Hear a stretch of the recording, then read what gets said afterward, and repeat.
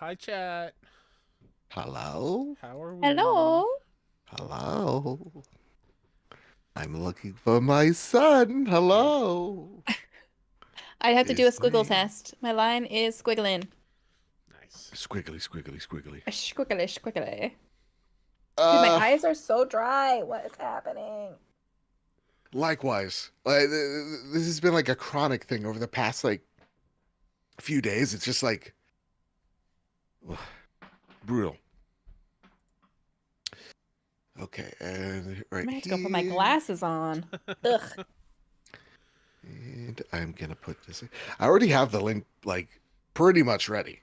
I'm actually pretty proud of myself how fast I've been able to churn this out.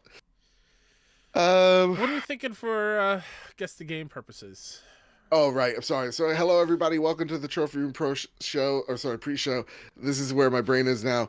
Guess the game. That's what we're guessing. Trophy Room Pro show. That's what we The are. Trophy Room Pro That's Show. Kyle, you want to host this week? I don't feel like I'm in it. You'll get there. You'll warm up. That's why All we right, do the fair warm enough. up here. You're right. You're right. We'll get into it. This looks very point and click adventure, right? Yeah. I was kind of thinking Pentiment, but the art style's not Same. quite right. But that was the first thing that popped in my head. I've got And, nothing right now. The architecture doesn't scream Pentiment, if that makes sense. This screams Italy, not. Mm-hmm. Ooh. Let's skip it and see if we get more of the Okay. game. Okay. Let's skip it and see if we get more of the game.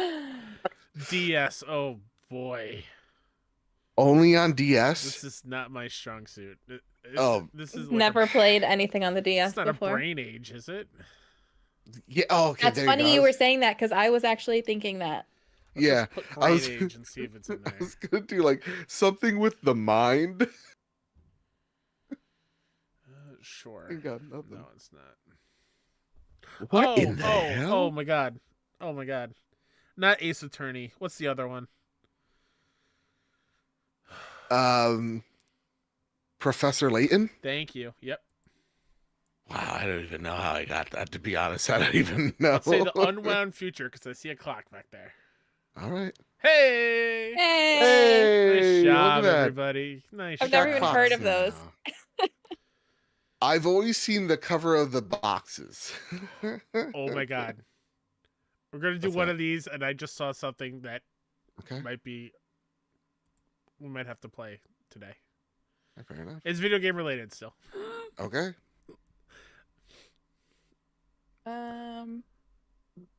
Oh shit! I hit that. That's a chopper for sure. Would this Could be? it be? Go for it. I was thinking, like an earlier. What were the games that were like COD but weren't COD? Like Medal of Oh. Honor or something like that. Mm-hmm. Mm-hmm. We can do Let's do Medal of Honor. I'm thinking either Medal of Honor, Call of Duty, or Battlefield Bad Company 2. Okay, it's not Medal of Honor. Do that's why they call me Which one's Bad Company. which Or one's I in could the deny. forest? Is Bad Company in the foresty areas? Yeah, there's a map. It's not at PS5. Okay, this is definitely Call of Duty Cold War. With Is it? arcades? Yes, I remember Oh a map. yeah, it is. Yep, it is. Yep, it's Cold War Yep. for sure. Good call. Thank you. They have a zone where you infiltrate Russia, and Russia has like a training center Oh, for if they nice. infiltrate the U.S. Yep, So they have like yes. a mall and a street Oh. and a diner. So Yeah. good, dude. Okay. I Yes, literally just yeah. played that too. Okay. I saw this right here. Guess the cover. Oh, okay. Yeah, Premium just one members of these. only. Damn it. Rude. We'll see. How can we be We'll see. was it coffee stuff? All right, one more, then we're good to go. And then we'll do guess the angle, right? Fine, one guess the angle. Yes. Assassin's Creed Origins. I love it. By the way, Light, seeing the chopper in the last one, I rewatched Top Gun Maverick. Since Nice! it's recorded. Incredible. So good. Incredible. Incredible. Iceman, Jesus. Yeah! Whoa! Hey! One of my Go! favorite games, baby. That's right. Holy shit! I never finished right. Origins. I loved it. Oh, I just didn't. I one of did my have the favorites. stupid critique of like too much sand because there's a I lot of area that swear. was too similar. I don't like Yeah. sand. You gotta get out. There's later on they have zones like out of the first couple zones, they have some really cool zones that are not as sandy, but All right, what are we thinking, Joe? Okay, it's the circle, right? It's the circle. So 30 it degrees. started from the white arrow and went down. So it's not past 90 or 180. Wait, what? 80 degrees. You think it's 80? Let's do 80. We got to go down. Alex Smith says 69-degree angle. You know what? 69. Let's see. Ooh, we got to go down. I had a 60? genuine what? It's how Gotta dumb be I am at math. So it's last guess. It's between 60 and Okay. 69. 65. Yeah, I was Call gonna it say right down the middle. 64. Let's go right down the middle. Hey! Hey. Nice. Joe, we're doing guess the Guess house. the house. Guess the house. All right. All right, fair enough. I messed up this post, so this is I could. All right, we're guessing how much this house sold for. Oh, I thought it was like in a show and we had to guess Nope. where it was no. from. We got to guess the I was real about to be like estate. Malcolm in the Middle. We got to guess Breaking the Bad. real estate value. So in Well, Athens, what Georgia. city? Athens, Oh, Georgia. So it's gonna be more. 325. 500,000. You think 500,000? Georgia's expensive. All right, let's Really? 500K. I was thinking It's 350. lower. Okay. Ooh, look at that! Look at this little living area. That's a nice living area. Is though. that a Ted Lasso? That's a Ted Lasso That is poster. a Ted Lasso. 325. Okay. This room still looks very empty. I don't like it. Yeah. The angles, it kind of looks like the Arrested Development house a little bit. Okay, above, so right in between. Huh. It's They pretty should nice. give us more guesses than just 400? It's a pretty nice kitchen. It's very blue. It's very blue. I don't know if I love the color, but it's a nice kitchen. It might not Definitely a look bad if you fixture had upper. like artwork on the walls. Okay, but so lower than 400,000. 375. 3 beds, 3 baths. For 375? No, let's do. Dude, I would say even for that price, guys, you're lower than out. 375. You think at 350? There's a basement 350. with just a ping pong table. That's all that's there. You're right. As you look at this, there is some fixing to do, right? You I think it's 350 is good. 350. Okay. Yeah, 350. 347.5. All right. Look at that. I don't Yeah, know. let's do one more. This is fun. I'm just going back to my days when I was watching the Let's pick a what random what one. was it, like TLC, where they would buy the Sure, like, yeah. the house hunters or whatever, and Georgia Oh was wait, always no, expensive. we're not doing another Georgia one. And they were Oh, always no, like, no. my budget is $500,000 and I make candles for a living. And I'm like, Yep. bitch, how? Yep. And they had the audacity to show that show like 2008, 2009. All right. Warwick, Rhode Island. $450,000, the ramp. Oh. I don't know what prices are like in Rhode Island. High because it's northeast. Holy shit! Yo! Let's take a look All at right. this house. Let's take a look Let's at take this a look house. at it and then let's start the show. Let's do this. Okay. It's a tiny kitchen. Kitchen though, but small. Okay. What can I say? 3 beds, I like 2 to go on baths. Zillow when I'm bored. Salmon. This could be a trophy room studio right here. Yeah, Moved through yeah. around. I hate That's it. these chairs. I don't know about either of you. Why do the Mhm. outside the windows like a green screen? It does, right? That looks Yeah, fake. this is definitely 3D. Like this is the 3D view of it. You know what I mean? Yeah. Yeah. All right. All right. People on YouTube. That was Things great. gonna look weird for a second. We really should do like. Oh, let's make sure all of our mics work. By the way, because Test, mine's test. changed. Squiggle, Probably. squiggle. Oh, you say squiggle again? Sorry. Squiggle, squiggle. Squiggle, All right, you're squiggling. You're We're all squiggling. Fair I enough. think it might be fun. I don't know Mm-hmm. when it would. Maybe for a charity stream at some point this year, where Okay. we just do the guess the games for like a few hours. I would love Oh, that. Fuck yes. love Like that. we have a whole block Yeah. of just. With the Guess goal of the like we game? have to get like 10 in a row without Oh. failing. Yes. Easy. Yeah. I don't know. The angles might get tough. The angles might get tough. Fuck that. Considering I barely passed math class, you are correct. When you told me that, like, oh, it's because it goes lower, it's like an acute whatever, it blew my mind. That was such a genuine reaction. Oh. Oh, Joe, I didn't update the number in the doc. Is this actually 417? Good Episode? question. What's the title of the recording that you put? It is 417, Okay. yeah, because Okay. that's the title of the recording, yeah. So yeah, we're good. Cool. They'll tell us. Hey, They'll Joe, you tell tell me us. when you're ready. Man, I've never been more ready in my entire life. All right, chat. We'll see you in 16 seconds.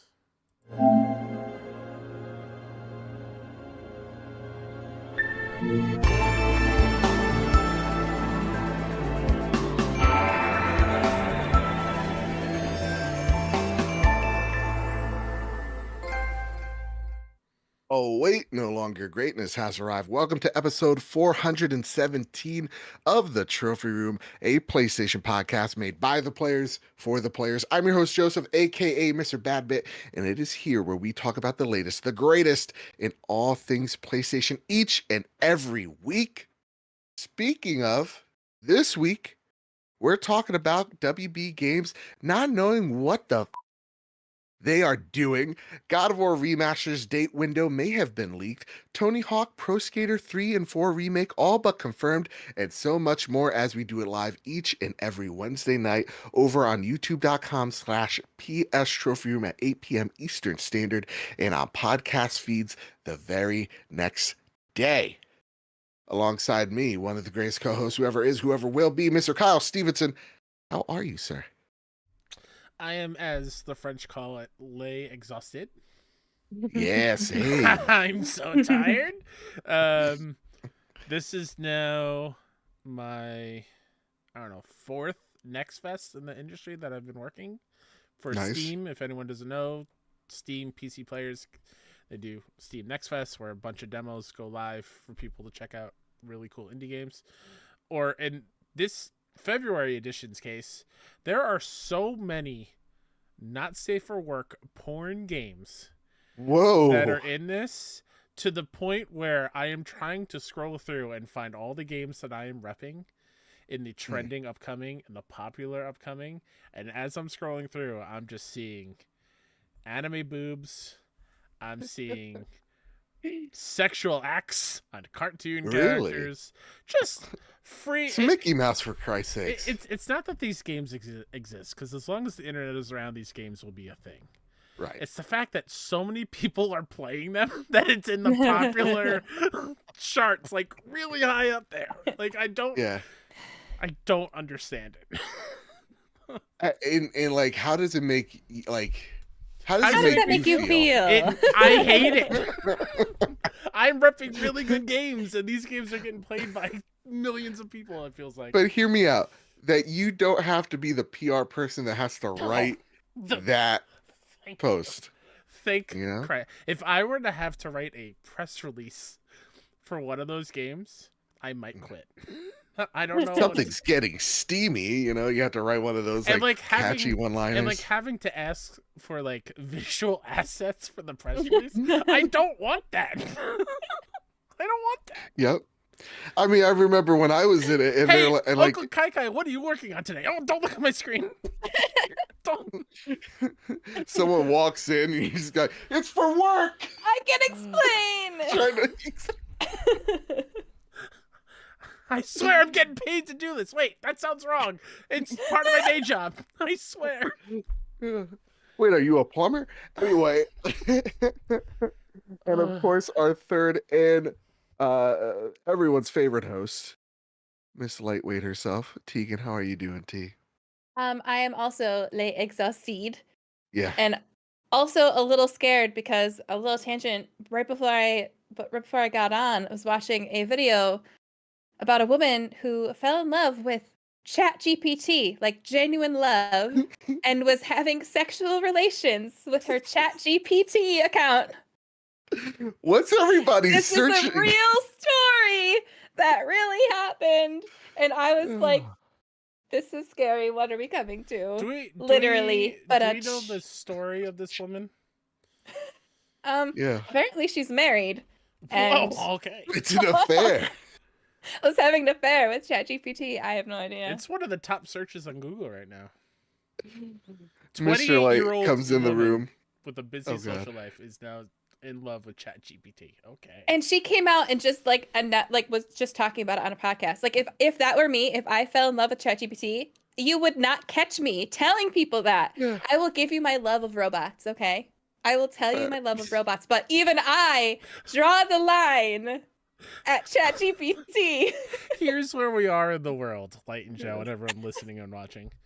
The New York Times wrote about this yesterday.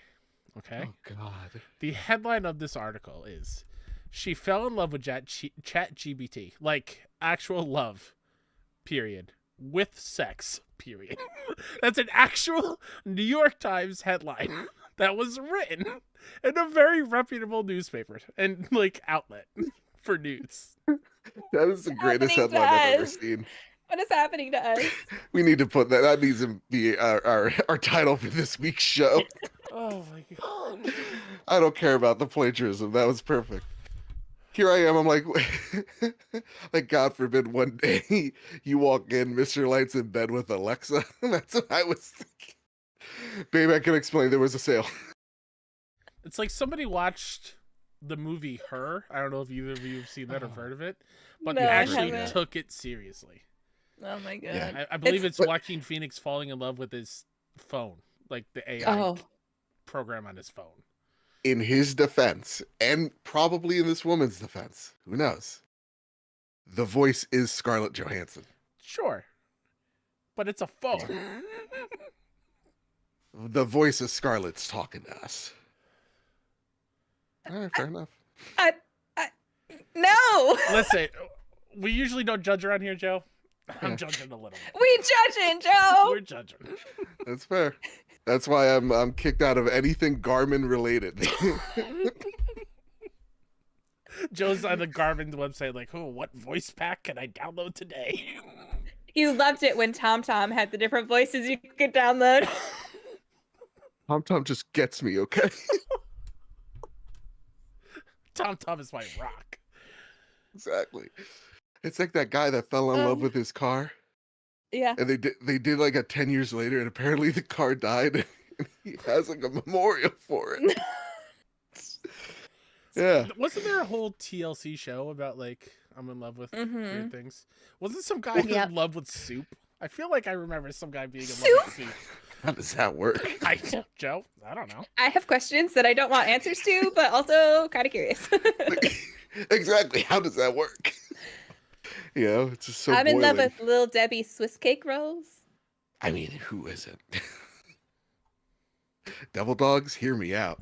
All right, everybody, listen, we got a whole lot of heavy topics to talk about this week. We're going to put our serious faces on. But before we do, it's time for our Patreon pitch. Of course, if we ever got you through a long car ride, a tough day at work, whatever your situation may be, it really does mean a lot if you head on over to patreon.com/PS Trophy Room. Not only do you help keep the lights on and this show going, but you get hundreds, that's right, hundreds of hours of bonus content on the show, on Patreon exclusively. So go check it out, patreon.com/PS Trophy Room. Like our newest members, Todd Aksha at the bronze tier, Michael Hassett at the gold tier, and the Big G at the bronze tier who re-upped. I want to thank our premium producers, Todd Burwitz and Toxic. Oh, and by the way, everybody apologize. I didn't get to update this list yet. Okay? It's been very chaotic at work, so my apologies. But our platinum members, JC, Jedi Master Ren, Cowboy Danger D, Jonas Young, The Green Gorilla Gamer, Chaotic Monkey, Ryuko Kill 90, Stephen Flesh, Strubles and Bits, Aaron, Bertos Maximus, Tommy, Chris, Hybrid 748, Matt Valdez, Silcanet, Decimine, Mitchell Gambling, Mike Thomas, and the Enchanted Goat. Gold members, Cypher Primus, Doss Simon the Pie Man, Jesse Garcia, JB the Purple Monkey, Hyde Indoors, Katie,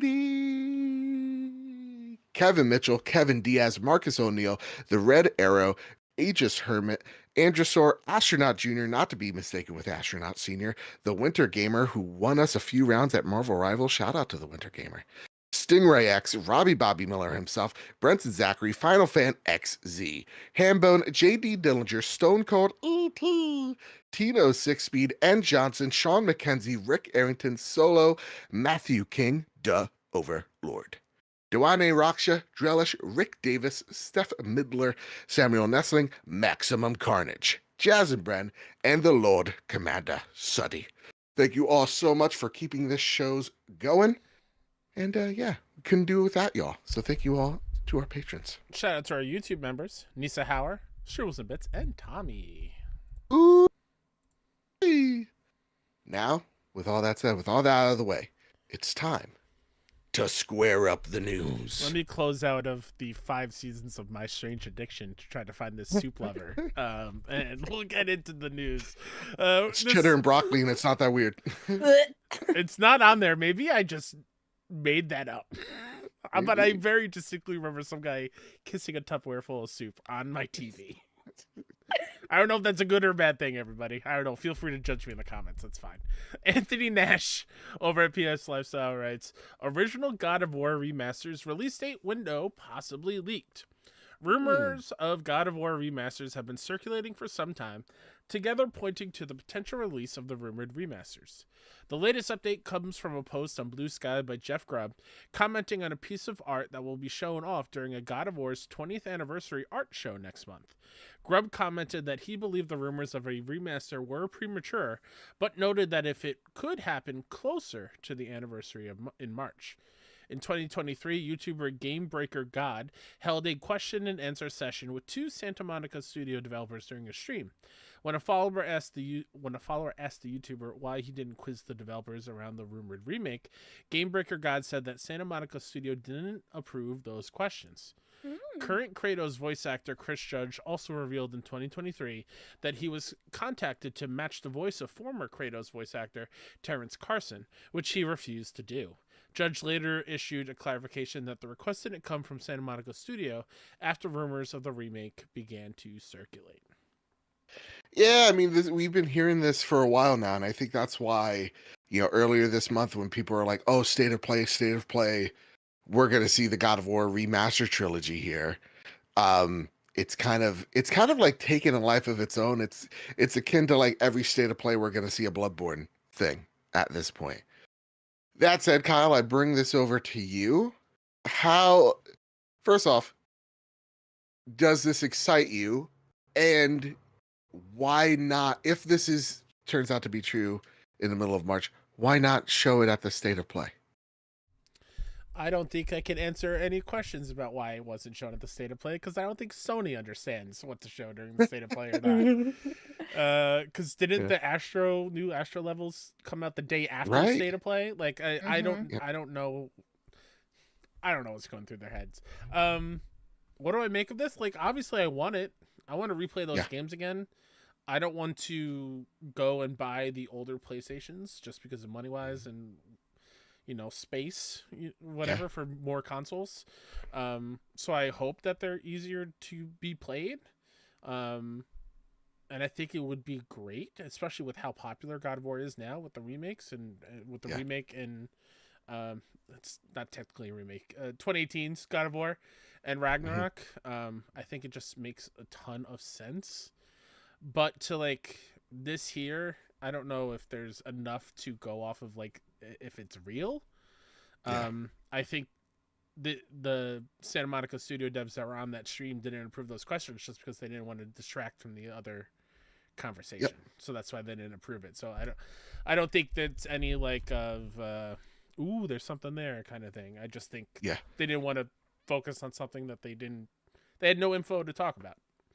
Yeah, that's very normal for like, especially companies that size and like the importance of Santa Monica, Sony, like a publisher that range. It's like sometimes like some questions are off the table.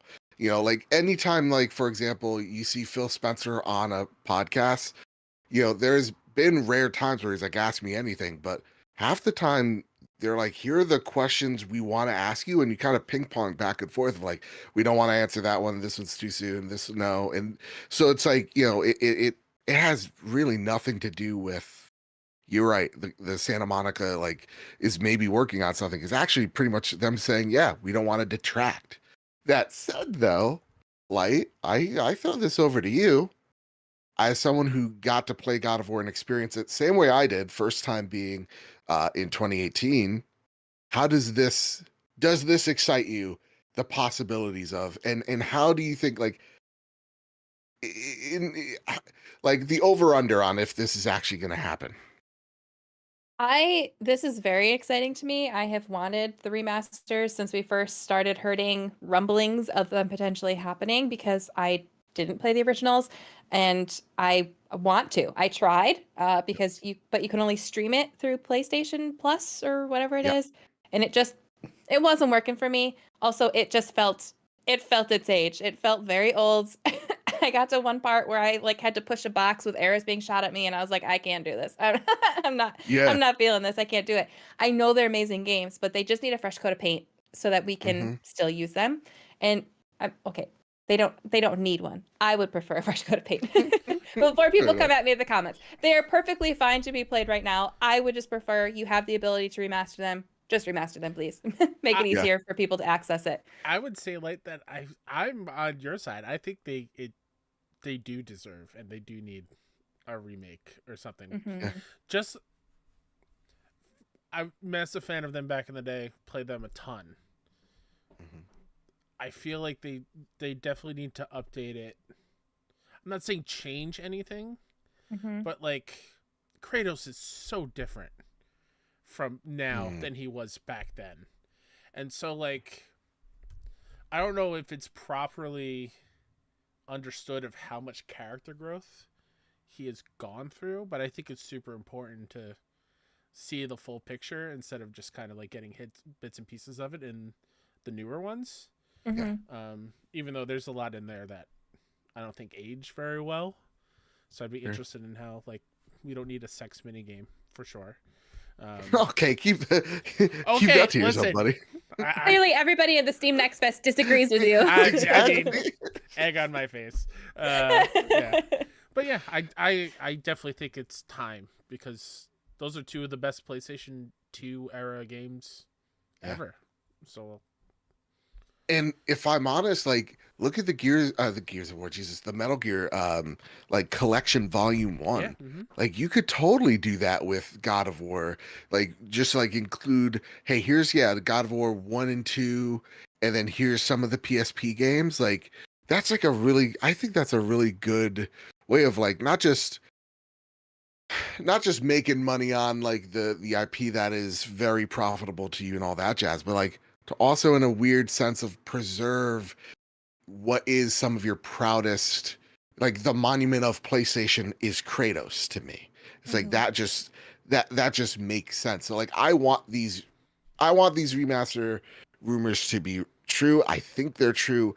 I just and just because it makes sense on paper. It's like, yeah, this is relatively easy to do, one would assume, and I think they would print money for PlayStation in a time where I think they definitely need that because the lull is being felt. And you also saw them Yeah, I think it was sometime last year even talk about, hey, we want to talk to some studios about using some of our older IP and some of our like PlayStation 2 era mascots. It's like, yeah, then let's go. Let's use Kratos and let's remaster them.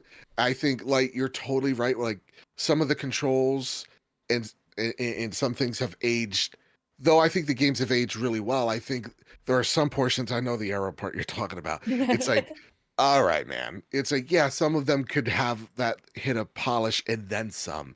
Mhm. Yeah, no, this would be awesome. Because there was I don't know exactly when it was out, but there was and PlayStation did a couple of different ones of these. There's a PS3, they called it the Saga Dual Pack Physical Collection, Yes. that had every God of War game out. Mhm. It had God of War 1, 2, 3, had the PSP games on it, all in one collection. That was on PS3. That was a long Yeah. time ago at this point. Why not just do it again? They didn't even need to like spruce anything up. They were just all right there. Yeah. And I think that still has value in 2025 for a lot of these old Yeah. games and franchises specifically. Yeah.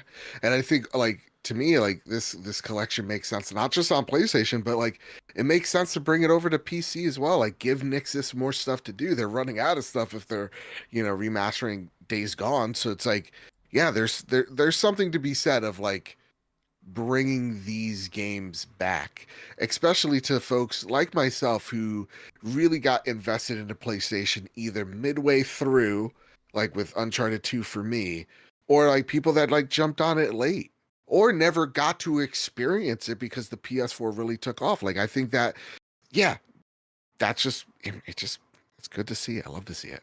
That said, Maximum Carnage writes in Maximum Carnage. Greetings, JLK. I love it. I'm afraid I have to leave the Patreon for a while to help to help get on top of my finances. But I'm hopeful that you will still read my Reddit. Of course. First off, gang, if you want your questions read on the show or comments or whatever, please join the Discord. There's no Patreon paywall for questions. Join the Discord, be a part of the community, chat about PlayStation games. It's a very lively bunch over there. I think we're almost at like 500. It's a lively and pretty big Discord, so go check it out. That said, as a PlayStation player since PS1, the PS3 is my favorite generation for preserving old titles is especially important to me. However, I'm wondering how much of a priority PS3 emulation is when we're seeing an increased number of remasters and ports over the years.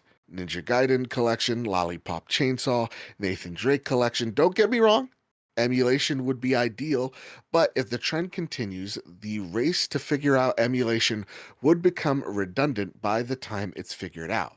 What I wouldn't give to go back in time and slap the tech team behind the PS3.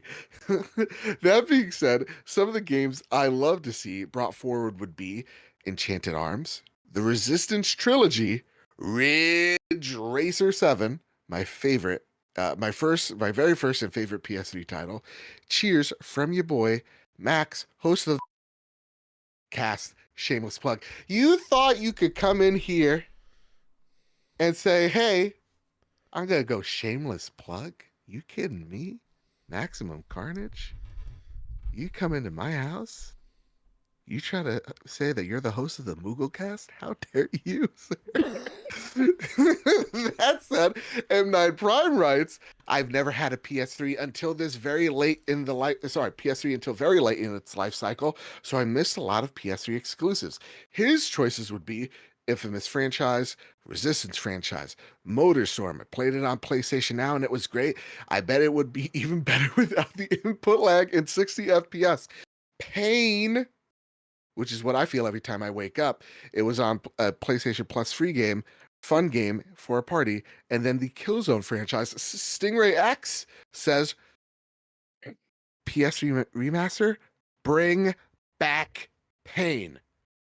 Ow. The most fun I've had during the early PS3 Do game. either of you know Yes. Pain? What's up? No, I was gonna say, No. can someone fill me in on Pain? Pain I'm like, is- I'm Please. not in the know. Pain is awesome.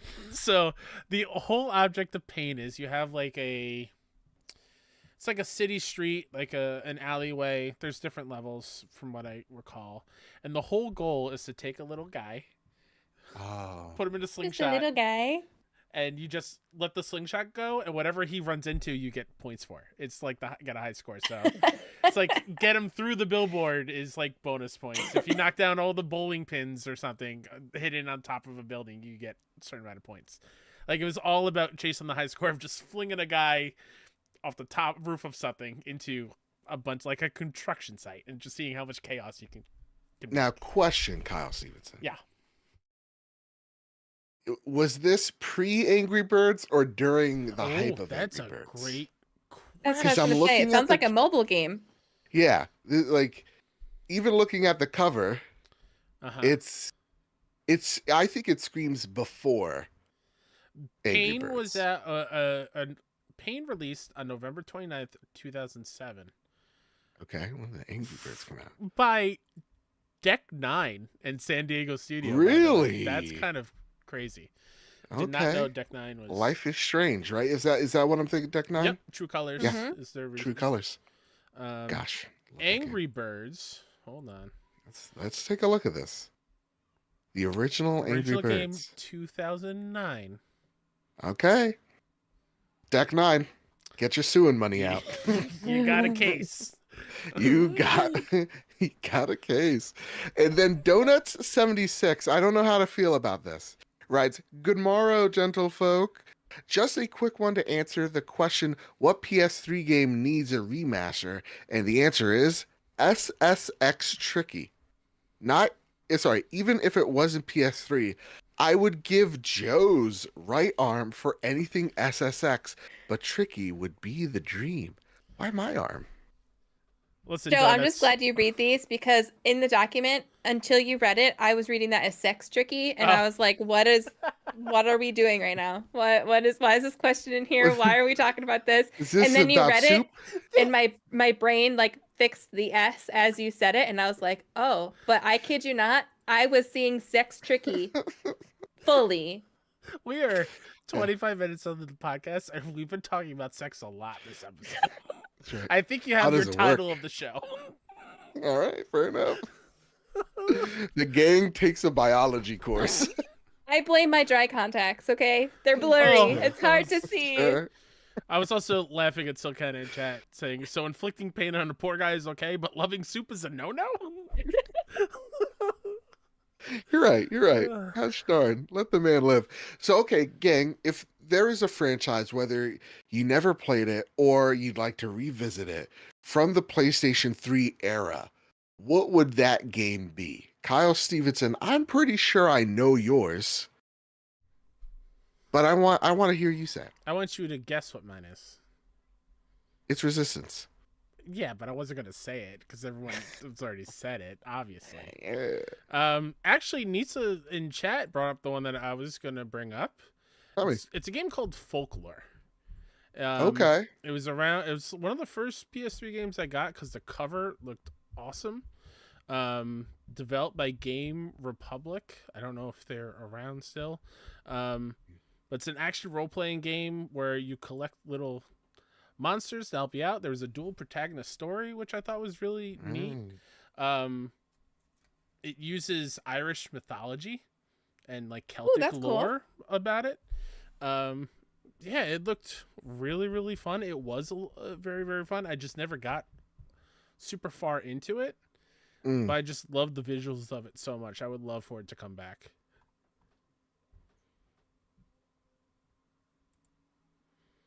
Hey, Joe. Is Joe muted? You're muted. Okay.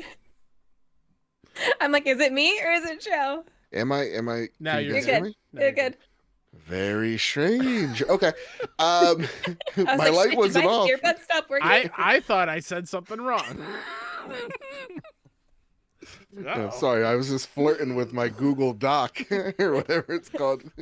No, is there a game like from the PS3 era, whether you never played it, whether you want to play it again, but with all the bells and whistles that you'd like to experience? I don't really have an answer. I don't really know what games were there besides like some of the God of War games. Fair. because I was an Xbox girly at that time, like solely an Me Xbox sick. girly at that time. Like Yeah, same. I was an original Xbox girly, and I also had a PS2. But Mhm. then after the PS2, I was just fully Xbox until the PlayStation 4. Yeah. And then I had both. So I don't really know. I will say though, based off what other people have said, Mhm. the most comments that I get in my videos for Let's Plays of people asking me to play stuff are things from the Infamous franchise. I get people asking me about Infamous all the time. So I guess that would be my answer, but I don't have a new one because I don't have any games just in my Yeah. head If that you I am aware of. ever go down that route, Light, I highly suggest starting with 2. Okay. I went back to Mhm. 1 during the pandemic because I missed Rough. it. It's rough. Yeah. 2 is That- so much better. Yeah. And like I was just like you. I was this takes me back. When I got a PS2, I was a little disappointed it wasn't an original Xbox. And like for my 360 days, like I was just Gears of War, Halo, and then World of Warcraft. Like those were my 3 big games. So like for me, I take a look at like when it wasn't really until midway through the PS3 gen where I started really getting into PlayStation. So like there are a lot of games that I look at going like, man, I wish I had the allure of like MotorStorm. It just never was in my purview. Like same with Resistance was, but like Infamous, I remember the Infamous launch and me wanting the backpack because I thought the backpack looked cool. And like the game, I was like, okay, this is maybe gonna get me in the door of like PlayStation, but it really wasn't until like Uncharted 2 where I really like sunk my teeth into. So like for me, I'm actually same with you. I'm Infamous. I think Infamous needs, yeah, I think Infamous deserves that type of treatment or MotorStorm because what is it? The Fire Sprite is a lot of the original members of the MotorStorm team, if memory serves right. So like that would be fantastic. And I think for a lot of these PS3 games, getting them off like PlayStation or what was like PlayStation Now for the longest time is great. Yeah, like get it off of streaming. I know what is it?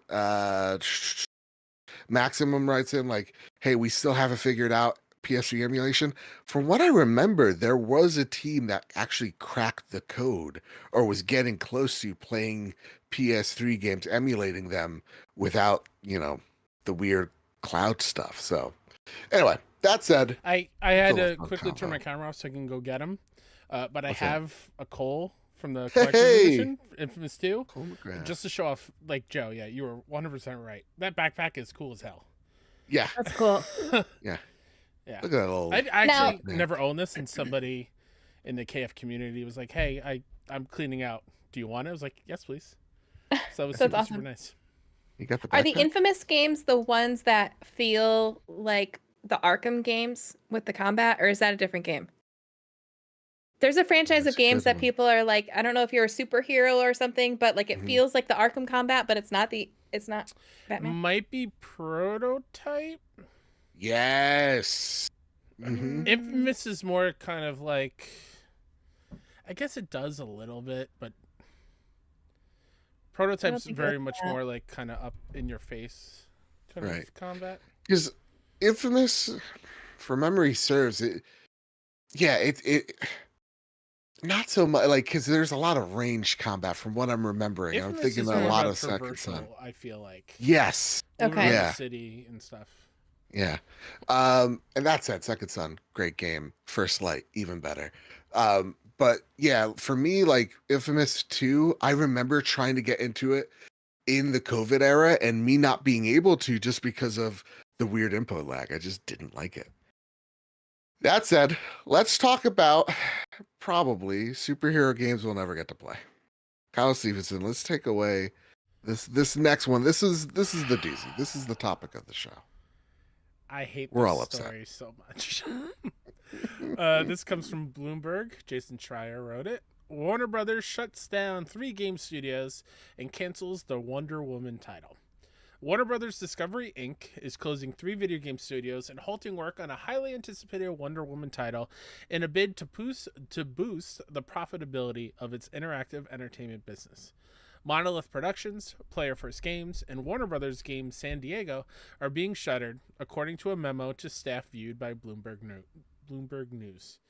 The cuts reflect a refocusing of the games division on major franchises. Jesus Christ, I can't speak right now. Such as Harry Potter. I'm so angry. Such as Harry Potter, Mortal Kombat, Game of Thrones, and DC Comics, primarily Batman. Quote, "The quality of too many of our new releases has really missed the mark," JB Perrette, head of games and streaming for Warner Brothers, wrote in the memo. "We need to make some substantial changes to our portfolio team structure if we are to commit the necessary resources to get back to a fewer but bigger franchises strategy. We need to and will do better for our fans first and foremost, and also because regaining that credibility is critical to us securing even more investment in games in the years to come," Perrette wrote in the email to staff. "Getting our swagger back happens one high-quality game release at a time, and our financial credibility gets rebuilt one fiscal quarter at a time, delivering what we said we would deliver and no big negative surprises," end quote. In a statement to Bloomberg, a spokesperson for Warner Brothers Games said the shutdowns were, quote, "not a reflection of these teams or the talent that consists within them," end quote. Earlier this month, Bloomberg reported that the Wonder Woman game was in trouble and that the Warner Brothers Games unit was facing a difficult 2025 following the underperformance of last year's Suicide Squad Kill the Justice League, Multiversus, and Harry Potter Quidditch Champions. Current and former employees blamed the weak slate on indecisiveness and a lack of vision under President David Haddad, who stepped down in January. Monolith, based in Kirkland, Washington, had been making games since 1994, including cult classics such as The Operative, No One Lives Forever, and Fear in 2014. It received critical acclaim for Middle-earth: Shadow of Mordor, an action game set in the Lord of the Rings universe. Listener and man who made a very good point, Gavs Goody writes, "The other downside is they patented the whole Nemesis system from Shadow of Mordor and never did anything else with it, and now the studio is dead." That patent lives on until 2036, by the way. And this is a grim week. I mean, we saw a whole lot of butchering of studios over from NetEase, pulling back from their overseas teams, cuts within the Marvel rivals we talked about last week. The American team, we got several Japanese studios either closing or not seeing funding again, the likes of Suda51, the former Like a Dragon creator, having no more money or time being given to the game. Once they're out, and then no more. And you know it's bad news when you see folks like Quantic Dreams and one of the leads on Control, who has their own studio over at NetEase, talk about how their games are fine. And that's making the rounds. I mean, Cowboy Danger D writes in, and I think it's summed up pretty perfectly. "I just want to say, WB is an absolute dumpster fire.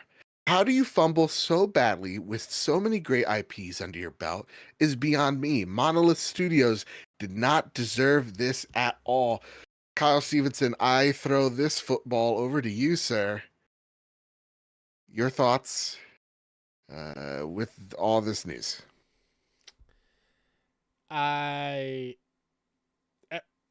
Man, this is tough because this fucking sucks.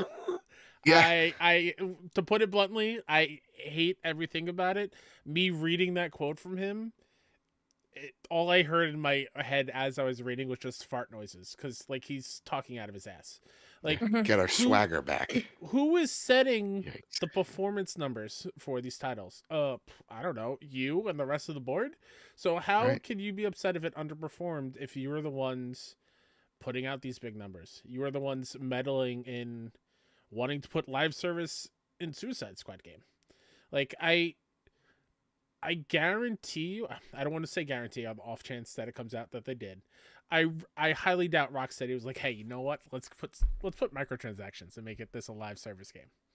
Yeah. Let's do that. Let's put that in Suicide Squad because that's the game we want to make.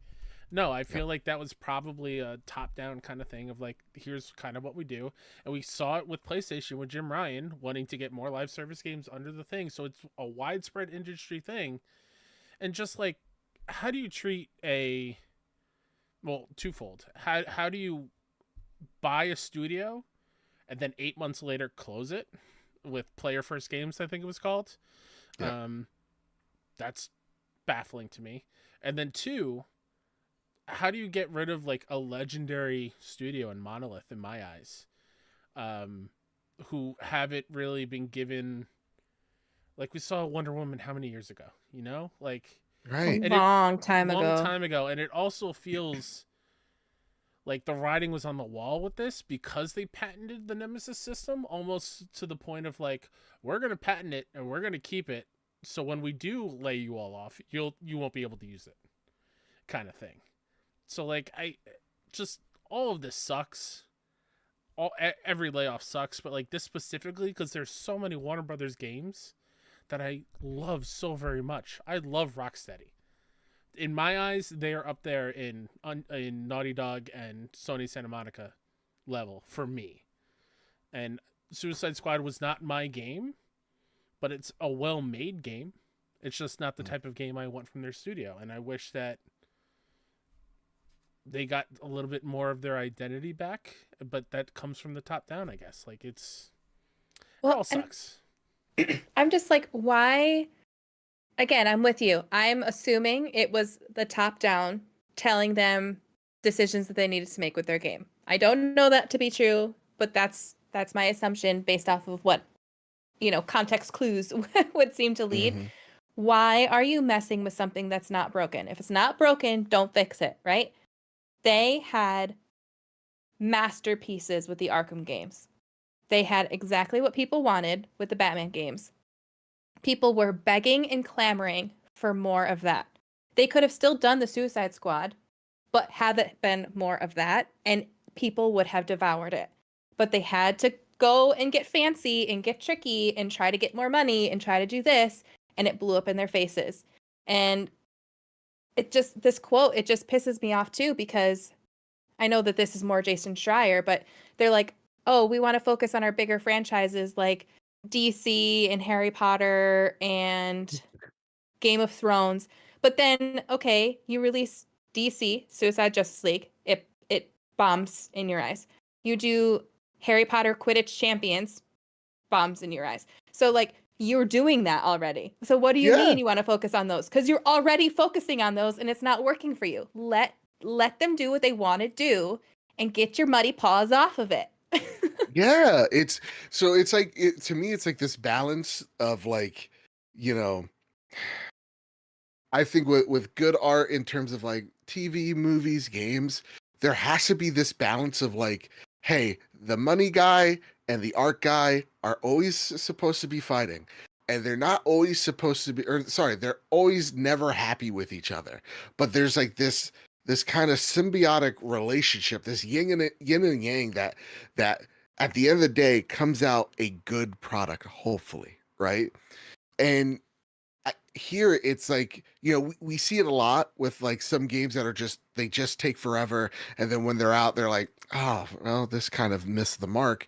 And that's creatives getting ahead of themselves. We talk about games being overly scoped, overly ambitious for what they are, and then you get these decisions, right? Which is like the money guy is in the driver's seat, and they're the ones that are making the rules, setting the terms. And you get this where they're going to be funding studios that give them ideas of that recurring income. Matt Piscatella said it on the Kind of Funny Games Cast, which is a terrific interview. Matt talks about how 40% of gamers, gamers are the space has matured and it's huge and it's bigger than it's ever been. 40% of gamers are playing like 3 games, and it's Fortnite, it's Call of Duty, right? And then there's some other live service games in there, but it's like it's Fortnite. It's called, like, Fortnite is your competition. And so when you see that, they're like, okay, so let's go make, how this industry works is like, okay, Fortnite set a trend. We need to now follow that trend. And you saw that in, the mid 2000s with Call of Duty. Everybody needed a Call of Duty killer. Before that was the Halo killer. And just like every other Halo killer, just like every other COD killer, it never happened. But games were, though expensive, not $100+ million projects. So when they failed, it didn't mean that the team just went under. Now it's like, no, this could put a whole publisher at risk if something like, a Suicide Squad doesn't hit. And, I feel like publishers are finally waking up to the fact of you're never going to get a Fortnite. Stop trying to, it's like, stop trying to make fetch happen and start refocusing your teams on smaller experiences, more honed in experiences. Because what's happening here is you're seeing it over there with Ubisoft, right? Ubisoft's not in any of a better place. Even EA, right? Blizzard as well. Like, you're even seeing the success of something like World of Warcraft change the entire DNA of Blizzard. So it's like the trend of Fortnite is what is killing the AAA industry. But the thing that I think about, and I want to, anybody listening to this, I hate this man's guts. You know that he's a vile human being. He makes me sick when I think of him. What did Luke do now? Luke Lore has an interview tomorrow. Go over to XEP with Jason Schreier. And huge congratulations, Luke. Love you, buddy. Tell your mother I love her. And I asked him, I was like, this is very poignant. Jason has a story about Star Wars 1313, the Star Wars game that could have been. The reason why that game dies on the vine was not because it was a bad game. Everybody that was playing the game was enjoying themselves. What happened is George Lucas came into the room and he went, I like this. We're trying to make a grounded adult story for Star Wars based on like the bounty hunters. It's going to be our, Game of Thrones, whatever, for HBO. We want this game to coincide with that. And then all of a sudden, the whole development of this game, the tone of it, all of it changes. Then George Lucas comes back 9 months later. Hey guys, you know what? Still the TV idea, but the guy's Boba Fett. Go make him Boba Fett. That's what's going to sell this game. Make the main character Boba Fett. And then the studio is trying, while at the same exact time, you're seeing figureheads come in, come out.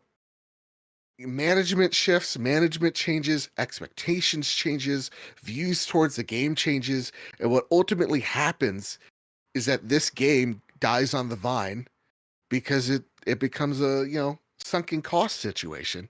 And they don't feel like it's going to return its revenue. So I'm very curious, to make that long-winded point, did James Gunn come in and go, hey, this is not how we want to introduce Wonder Woman to the DCU. The DCU is going to be this interconnected thing via movie, television, and games where they're using the same actors for all of them. This doesn't work. Therefore, we got to kill this project. That's my question, because to me, everything on paper says, yeah, this game, and listen, the devs could be blowing hot air, but they're like, this game was going to be awesome.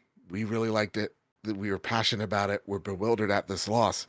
So to me, it really is like, what happened to this game and who killed it?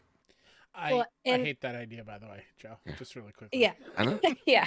I know. And for Wonder Woman, that was going to be the game that was going to be utilizing the Nemesis system again for the first time since the Shadows, the Lord of the Rings games, right? The Mordor ones. Yeah. So, and then all of a sudden they pivoted from that. And again, I would assume that wouldn't be their choice. So why did they pivot from the Nemesis system into like an action RPG style game, which is what I think is what they pivoted to. I could be wrong. Feel free to correct me. And then all of a sudden it gets canceled. So like, who is calling those shots there? Because you don't decide like, hey, we're going to use this Nemesis system, make a Wonder Woman game if you don't have a good idea down and you are going to be able to execute it. And they'd already created amazing games with the Nemesis system. I haven't played them, but I've heard nothing but amazing things about those games. So if they didn't think they could do it, they wouldn't have done it, but they thought they could do it. So clearly they could, like in terms of the developer side of things, right? Yeah. So like, who made the decision to be like, no, you can't do that anymore? And like you said, maybe it was James Gunn, maybe it was, I don't know. I don't know. It's just so interesting and it's so sad. It, Yeah. I can't. I realize people, and I think I mentioned it. Was it last week when we talked about the Marvel Rivals layoffs? Was that Yes. only Yeah. last Yeah. week? That's wild. But I keep seeing that meme picture. I think of like Parks and Rec, of Fred Armisen's character going like, "You make a bad game, fired. You make a good game, fired. Make enough money, and it's like people are excited about this new game, fired. Doesn't matter. Fired. Like Yeah. what is a success, I guess. Like I and why are we so quick to move on from the people that create magic in my eyes to because they think it's not working. I understand sunken costs and not having enough money to make things happen, but just like put it out there.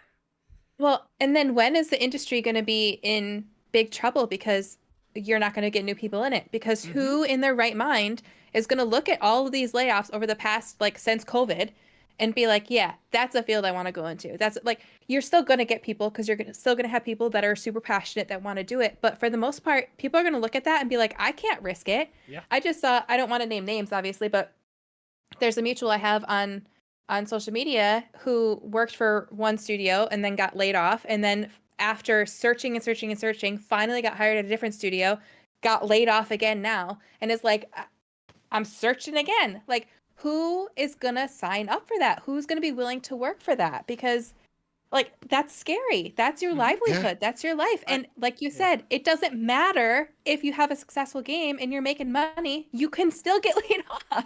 I feel like we are as close as ever at the tipping point of like the studios that we know and love that have been making AAA games like crazy. That style of making games is not it's not suitable. What's the word? I don't know what the word. Not sustainable. Thank you. Sustainable. It's not sustainable yet, and so we're seeing all these other smaller studios pop up from former bigger studios, and I think that's kind of the future of where games is going. That's true. And if that is the case, I'm okay with that. 1,000,000% okay with it, just because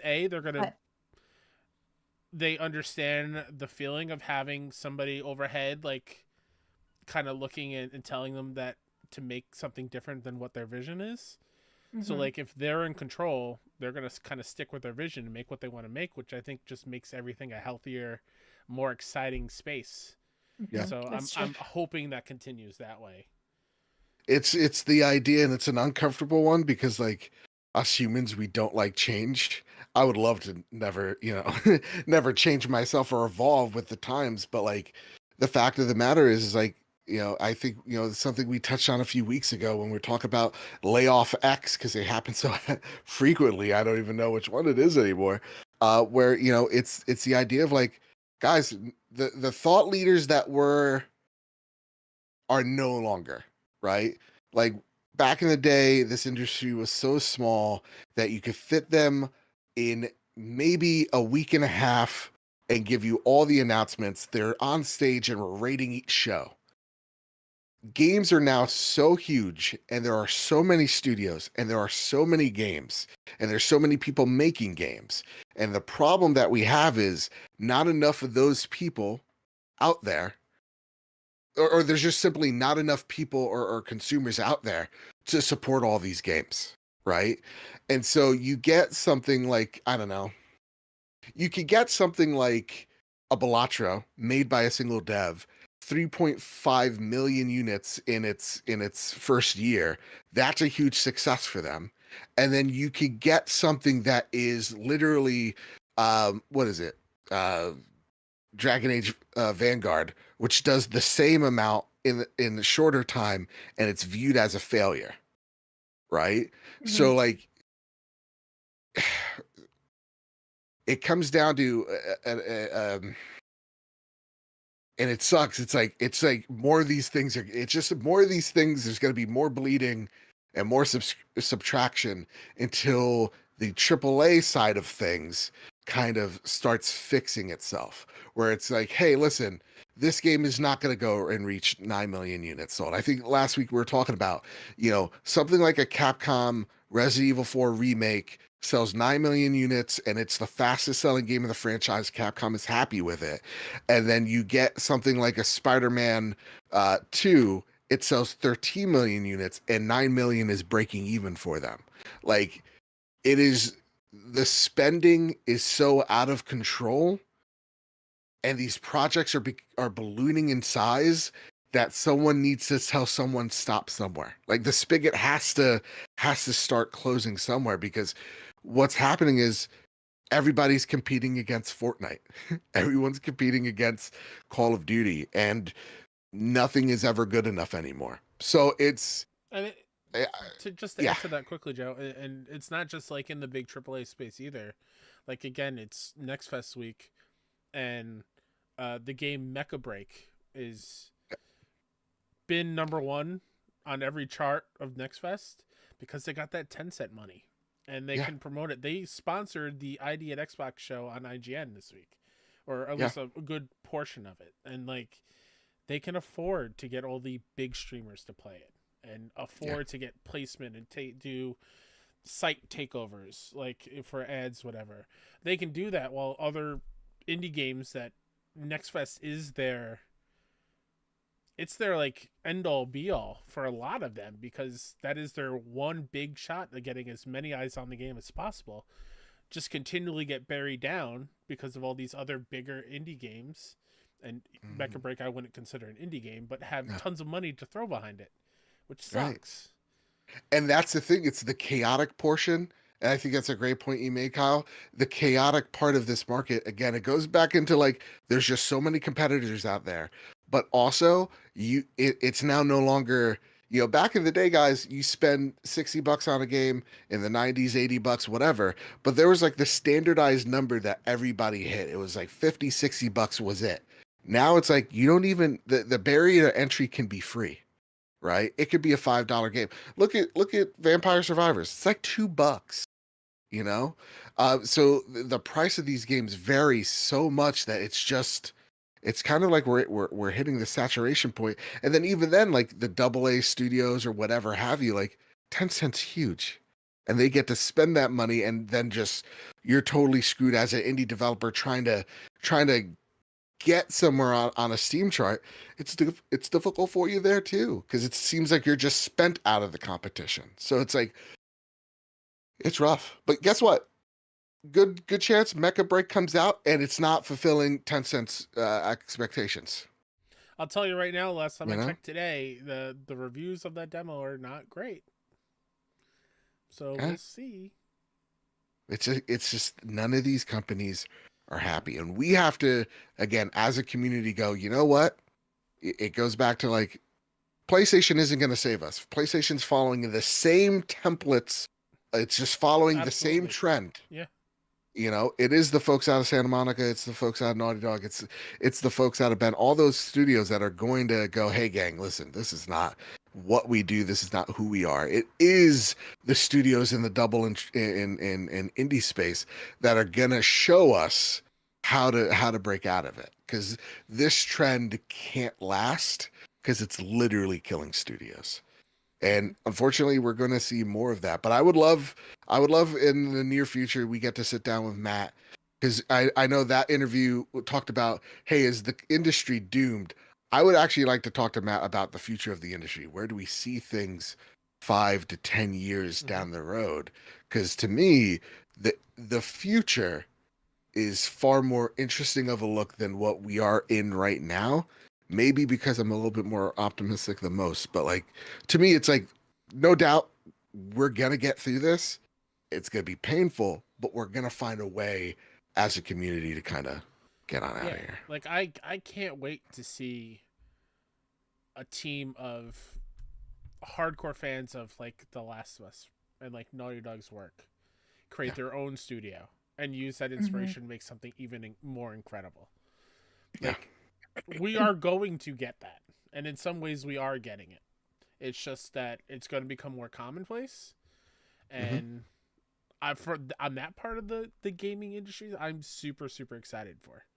I want to see people who truly love video games and want to make them because they love them, and check out what they make, because I'm very excited on that front. It's just the course correcting until we get to that point, which is really painful Absolutely. and really scary. Yep. Yeah. But you see that in a lot of other industries. Like I always get so annoyed. It's social media. People are always angry on social media, but people are like, this isn't exclusive to the gaming industry. Everyone acts like this is exclusive to the. Okay, you're right, but like we saw this in the education field in teaching. Like right before I graduated, there was awful layoffs for teachers across the board. Nobody could get hired anywhere. It was horrible because we were seeing the same thing. Schools were getting too big. They were doing too much. They didn't have the budgets. They had to course correct. The course correction was awful.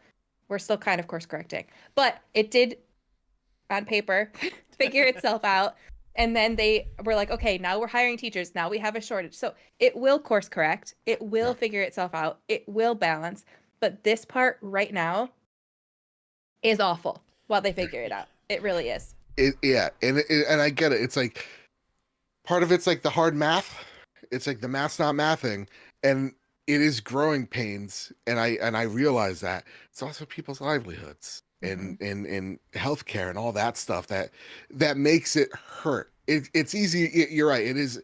It's like it's easy to go. Yeah, no. It's not just every market's suffering this, that, and the other thing. I get it, but like that doesn't mean that we can't hurt or feel for these folks. You know what I'm saying? Yeah. That said, gang, it's time to get into the next story. I was gonna put this in flash news, but I thought, let's just throw it in here. Let's talk because about I got a numbers. simple question for you guys. Let's talk about numbers. This comes from Sammy Barker over at Push Square. Sony's pricey PS5 Pro is now being outpaced by PS4 Pro launch aligned in the US. According to Circana analyst Matt Piscatella, who is speaking as part of the January 2025 sales results, which saw the industry slump to a 15% year-over-year decline. It should be noted that the tracking period this year consisted of just 4 weeks compared to the 5 weeks in 2024, which helps explain some of the drop-off. On the subject of the PS5 Pro, he said that it's quote-unquote fallen behind the PS5 Pro's pace launch? Hold on. Let me reread that whole sentence. On the subject of the PS5 Pro, he said that it's, quote, fallen behind, unquote, the PS4 Pro's pace launch aligned. It's always worth remembering, of course, that the PS4 Pro debuted at $399.99 compared to the PS5 Pro's eye-watering $699.99. Even taking into account inflation, that's a gigantic difference. Still, it's likely a situation Sony expected. The manufacturer enjoyed a record-breaking quarter in its latest financial report, and PS5 shipments have surpassed 75 million. Those are impressive numbers, especially when you consider that the firm is clearly putting profits ahead of raw sales these days. Hey, gang, just a simple question, because I know you guys were talking about it. You guys still thinking about getting a Pro? Yeah. I'll solemn nod. Yeah. Like, what about you? We have one in our house. Oh, right. Damn it, right. Mr. Light's got it. I was playing some Kyle, games over the weekend, and I forgot who asked in the Discord or something. But they're like, oh, man, really? Your launch is messing up? How? I was playing a game, and we'll get into it later, that crashed on me multiple times. Oh, no. And the crashing has been happening, and it wasn't just that game specific. It was any game I hopped into over the weekend. It kept crashing. Gotcha. So I think it's my console. So no. Do you think it's time to trade it to GameStop? See what you can get out of it. All right, where's tight, Also, right, I don't want to drive 45 minutes to trade in my PS5. And like where even, because Exactly. like I know every GameStop around me is done. Yeah. So and like me, I got to make sure I have a disc drive. I can't get a PS5 Pro without a disc drive day one. Mm-hmm. That's right. Look at this bad boy. Yeah, mine is sounding really loud and sounding like it's struggling. It's running okay still, but it's not sounding great. So I'm trying to hold on as long as possible. Yeah. God, we'll just wait till that Wolverine. Also, I have my Spider-Man faceplates. Like I don't want to lose that. That's true. Well, here's the thing. Shout out to AliExpress. You could find yourself a pretty good lookalike design for the Pro. Like these are, you can't see it because the lighting's bad. I get it, but these are gray plates that kind of make it look like the PS5 25 edition. So like, saying you can work around it. The plates are like a fraction of the cost, $20. See that PlayStation Store? That's what happens when you don't let me buy stuff from you. I go and I say, go to AliExpress. It's cheaper, and you know what? It's good enough. Hey, Verizon, where are our controllers? Yeah, Verizon, don't let me switch to T-Mobile. Hey, I have T-Mobile. I'll switch to Mint, damn it. Yeah. All right. Gosh. Who owns Mint Mobile? Oh yeah, Ryan. What's his name? Ryan Reynolds. Ryan Reynolds. Yeah, he's gonna gaslight me, but you know what? I'll take his gaslighting. Gosh dang it. He's Deadpool. All right, it's time for some flashes. Gotta go fast. We gotta talk. Can I about run it. slow today? Absolutely. I'm too tired right. to run fast. You're right. That's all I got. Right when you're like, let's. Can we run slow? I'm jog like, instead?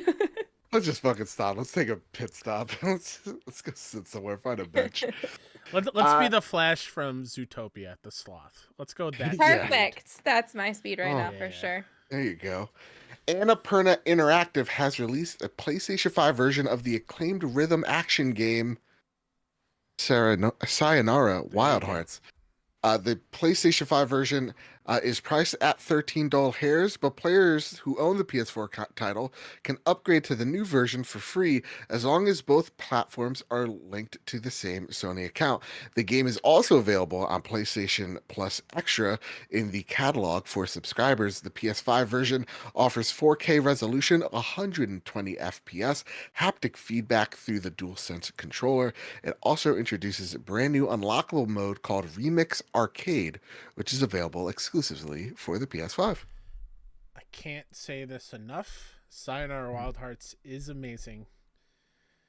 Please play it. If you're not familiar with it, it is a playable album that every level is a track in the music album, and you follow the journey of a young woman who's getting over a breakup, and every cool. track kind of talks about like some of her exes and whatnot, and it tells a beautiful story. Also, it's been out for a while. Queen Latifah is the narrator, which I think is really, really cool. What? Yeah. That's The awesome. Equalizer herself? Yeah. So yeah, go play it. It's very fun. All right, I'll take it for a spin. Hey, Kyle, let's do a kickflip. Tony Hawk Pro Skater 3 and 4 are leaked ahead of its official announcement. The Singaporean media ratings agency has rated Tony Hawk's Pro Skater 3 and 4 before any official announcement from Activision. But let's just cut the shit. Tony Hawk is in front of this huge banner with all a bunch of skateboarding legends. It's happening. It's been teased on the Call of Duties. Let's effing go. Tony Hawk Pro Skater 3 and 4. Like, I want to know, do you have a history with Tony Hawk? With doing kickflips? I think I played Was it on the Dreamcast? 2. Okay.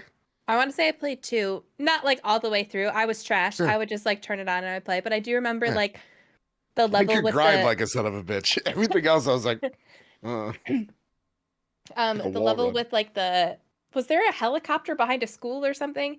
And you could get an alien? I don't know. Yep. I remember Yeah, that. that checks out. I think you just combined 3 separate levels into one. Oh, okay, I don't know. There's something like if you grind somewhere, you can Yep. unlock an alien Mhm. behind a school. I don't know. Yeah. So I vaguely played it, but I don't think like I ever. Mr. Light, on the other hand, played was a gonna lot of say, that. Played a lot Is of he that. For sure. is he day one on this? I'm not sure. I'll have to ask him. Yeah. I'm not sure. Watch, he's doing an ollie when you walk in the room. The 1 and 2 remakes are fantastic. They're really, Yeah. really good. This is me being nitpicky. I wish it wasn't so obvious. Everything Right? I've seen from this, even to the level in COD, I'm like, okay. Like, Mhm. it's... What are we doing here? You're not even making it a mystery at all. Yeah. And then clearly happening. Tony Hawk in front of the date with other skaters who were in the game. Like, okay, just... Come on. Why wait till the 4th? Just tell us now. Well, I did see. I was listening to Kind of Funny, and Tim Geddes was very, very excited with just like all of the. I think this was before the leak. It was just like all the little Easter egg things, and he was saying that like, oh, it's March 4th, so you even have 3-4, and Yeah. like I'm like, oh my god, Ooh, Yeah, okay. it does It make went in- sense. yeah. Yeah, I'm not a big like I am a Tony Hawk 1 and 2 guy. I think I fell off with 3 and 4. Okay. I think. But like this is something there's a good chance I'll check it out. But even with like Tony Hawk Pro Skater like the remake. I checked it out, I enjoyed it, but I also fell out of it because all I could do is grind and do wall runs. So Yeah. like yeah, I'm excited I'm more like excited that people are excited, you know? Mhm. I hope they get all the music tracks.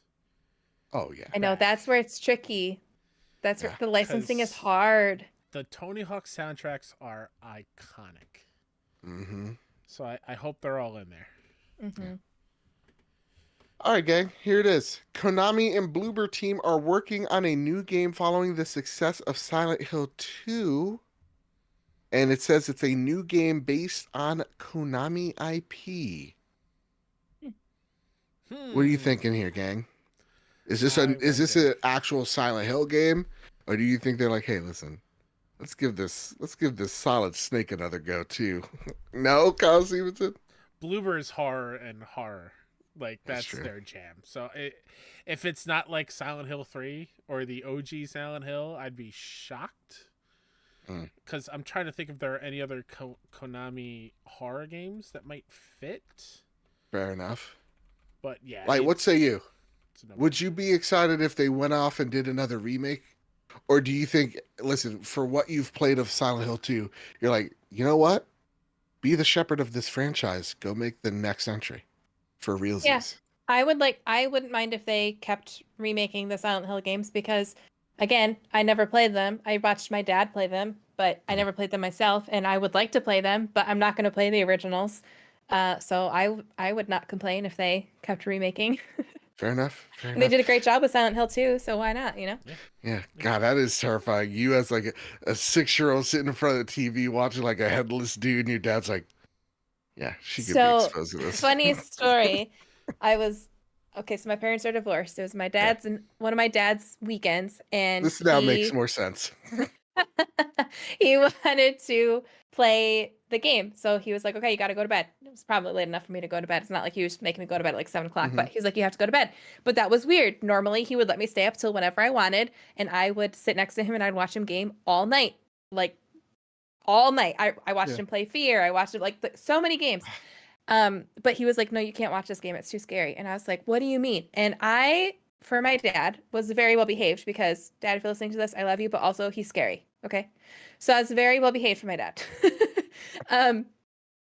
And I was so confused and I was like, no, why won't you? And I was actually, for the first time ever, pitching a fit, which he wasn't used to. So I got my way, Ooh. and he was like, okay, fine, you can come watch the game. Mhm. So I watched the game, and mistakes were made because he was right. I should not have watched the game.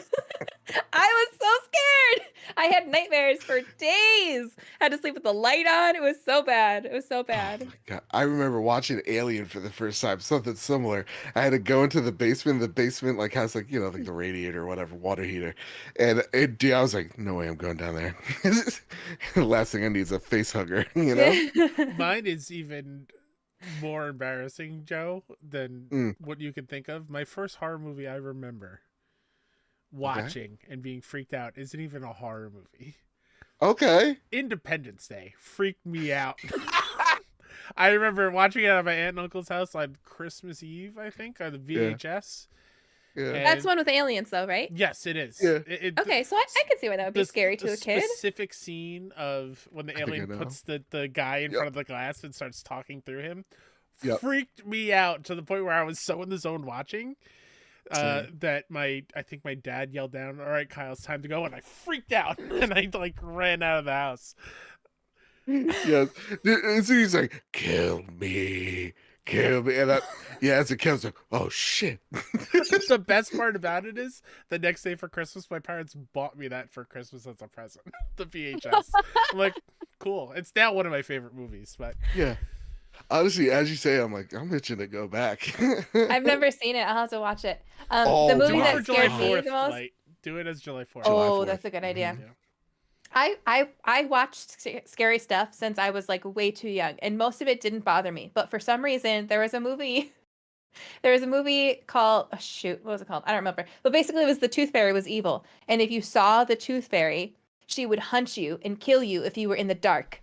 So the dumbest movie. I tried rewatching it as an adult. So dumb. So dumb. As a kid, though, I was freaking terrified. And I had to sleep with the light on forever because I was like, the tooth fairy is going to fucking kill me. She's going to freaking kill me. And people are like, you didn't even lose a tooth. I didn't care. She was going to kill me if I was in the dark. I was so Speaking scared. of, I watched Substance after eating a burrito. Oh, Mistake. talk about Mistakes a were made. weird, another form of horror that. Yeah. That's body horror, right? Yeah. I can't do It's that. it can't do gets gnarly. I didn't know that before I watched it. I was like, oh, okay. I need Ooh. to. Yeah, I can't do body horror. And then I watched Cuckoo Okay, because I've of heard Hunter it. Schafer, Mhm. respectfully. Oh, And beautiful. oh my god. Gorgeous. Anyway, yeah. Did not like that movie. But I was just saying, like horror was something I could never get into as a kid, but now it's like, give me it. Yeah. Feed this to me. All of it. Like Long Legs, like the more I think about Long Legs, I'm like, yeah, this is probably my favorite movie I saw last year. I gotta like, rewatch it again. It's so good. Listen, having a toddler is so hard. I haven't seen any new movies. I can never go to the movie theater besides Moana 2. That's Mm, It's That's funny fair. because, shout out to Suddy, patron of the show. He took his kid to watch Captain America, and I go, "Oh, how was it, Suddy?" He's just like, "Oh, I don't know. I didn't watch it. My kid kept on going to the bathroom." yeah. yeah. It sucks. Yeah. Yeah. Like, No, she'll like, sit through it. Like we saw Garfield. There was like a re-showing of Nightmare Before Christmas. We saw those, but Moana 2, she was scared of. I think because like it, I don't know. It was new. She hadn't seen it before. It's dark. She was scared the whole time. It wasn't Spider. even a scary movie. I'm Mhm. sure if we watched it at home, she'd be fine. But then she was like hiding and scared the whole time. So I was like, Aw. I can't go to the movie theater. When Well, because I I think there's like a spider or like a bat lady. Yes. I think she would. Yeah, give, she I think hated the maybe bat she would lady. give me the creeps. Yeah. when I still worked at summer camp, we would go to the movies every summer, like twice a summer, and we would get like a big chunk of the theater. And I was in charge of 40 plus kids on these trips yikes. because that's kind of what the age range that I was in charge of was. And every time before we got into the theater, before we got off the bus, I said, "Listen, everyone's going to the bathroom now. I am not leaving. The movie theater is my sacred place, and so are all your counselors. So they deserve a break. You're going to the bathroom now, and we're watching That's this right. movie. Pee Completely." now or forever hold your peace. Exactly. Yeah. For me, similar. Like I like taking my clients to like the movies. It's like we're talking about through the list of like what we're doing and what's appropriate and what we can do in the movies, what we can't do, and like let's get the bathroom breaks in right now. And knowing that like our population, I work with autistic folks. Like sometimes like when they want to go, they just want to go. Like or they're not really listening or watching or whatever. But like those moments when they do, it's like the proud dad moment in me. It's like, Mhm. yeah, they really did like good on us. Watching Moana. No one's causing a fit. It's nice. That said, listen, what's also very nice? The PlayStation monthly games this month is gonna be nuts. PlayStation Plus March essential games might be honestly one of the best ever. Here's what you're getting. Dragon Age The Veilguard. What? That game came out in October. Sonic Colors Ultimate, Teenage Mutant Ninja Turtles, the Cowabunga Collection. Which is technically like 13 games in one. Come on. Ghetto Berry writes in, Dragon Age The Veilguard on the lowest tier 4 months after release is telling. Very telling. Kung Fu Temp writes, this sucks. I originally had a digital PS5, and when I got the Pro, I paid the money for the disc drive. The only game I bought for the disc was Dragon Age The Veilguard.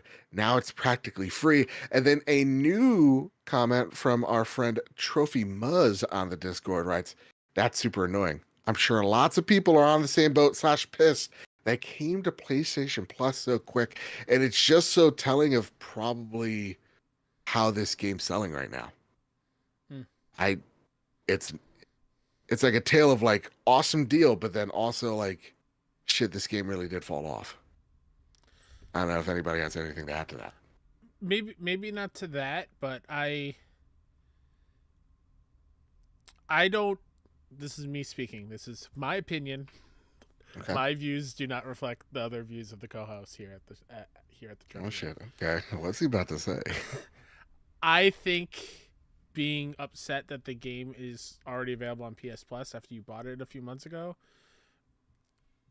is not the biggest thing in the world because, hear me out. I can hear you beginning to start yelling in your car or at your I'm desk. gonna yell at you right now. What are you talking about? If you're super excited for a game and you paid for it, that's the point. Like, if you're a fan of it and you want to play day one, do it. Like, I Right. don't regret the fact that you bought it when you did to play it, kind of thing, because you can't tell Yeah. the future. So I understand, yes, money is tight for everybody, but if you were excited about it and you bought it day one, then you should be okay with this. You'd be excited people are getting to play the game. Happy to be It's wrong. just Yeah, go for it. Like, for me, it's more so just interesting because with Xbox, they're very clear. Like, hey, this game's coming out. It's going to be on Game Pass day one. Mhm. Did they not know it was going to be on PS Plus right away? And if they decided, okay, it needs to be added, why not wait just a little bit longer? Because Right. I feel like if you're in corporate, you got to hear the people are being annoyed. Because, whether people feel like Kyle or not, the internet's going to internet and people are going to be pissed. I just True. bought this and now it's 4 months later. If you knew it was going to be on 4 months later, you should have said it from the get-go. I get why you wouldn't because you want to make more sales. But again, talking about transparency, Xbox is like, hey, it's on Game Pass. People will still buy it or look at it on Game Pass. Or if you're going to put it on PS Plus, unless this wasn't planned and it was just like, Right. shit, we need to get this because we need more people to be playing this. I don't know. If it was planned, why not wait at least 6 months? I feel like 6 months even is an easier pill to swallow because Mhm. it does feel really quick, but not quick enough for people to be like, oh, wait, I'm not going to buy it. I'm going to get it. Like, I don't know. I think people are more so annoyed because it kind of feels misleading. They're like, Yeah. okay, if I want to play this game, I have to buy it. But then all of a sudden I could have just waited 4 months and I would have waited if I could have. I Yeah. don't know. Like, Kyle, I totally see where you're coming from, but I also feel like people probably feel like they were misled. Why did you Yeah. why did you sell it to me if it's going to be here I right away? I totally get that, and I'm happy to take all your angry comments. I completely understand.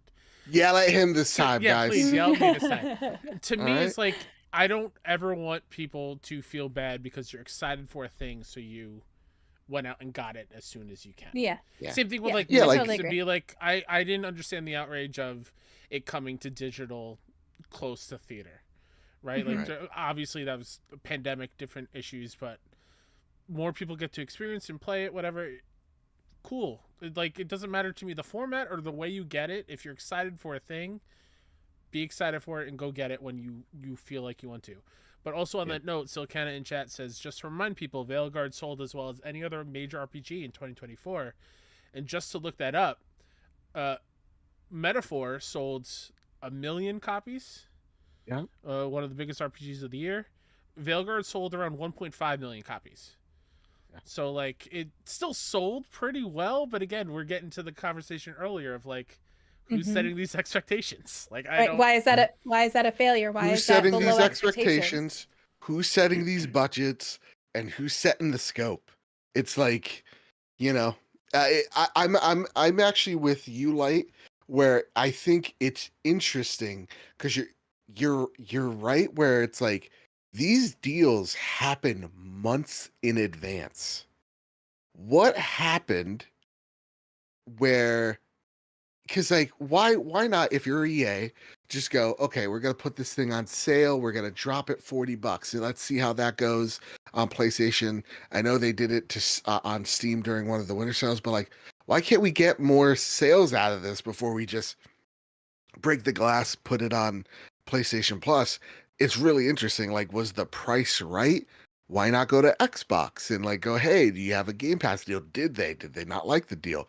What was PlayStation offering? Is it just something word of mouth? Like, what was it? Because like this is shocking because like to me, it's like this is a great game. It's one of my favorites of 2024. All the dumb controversy aside, people need to grow up. You know, it's a really fun game.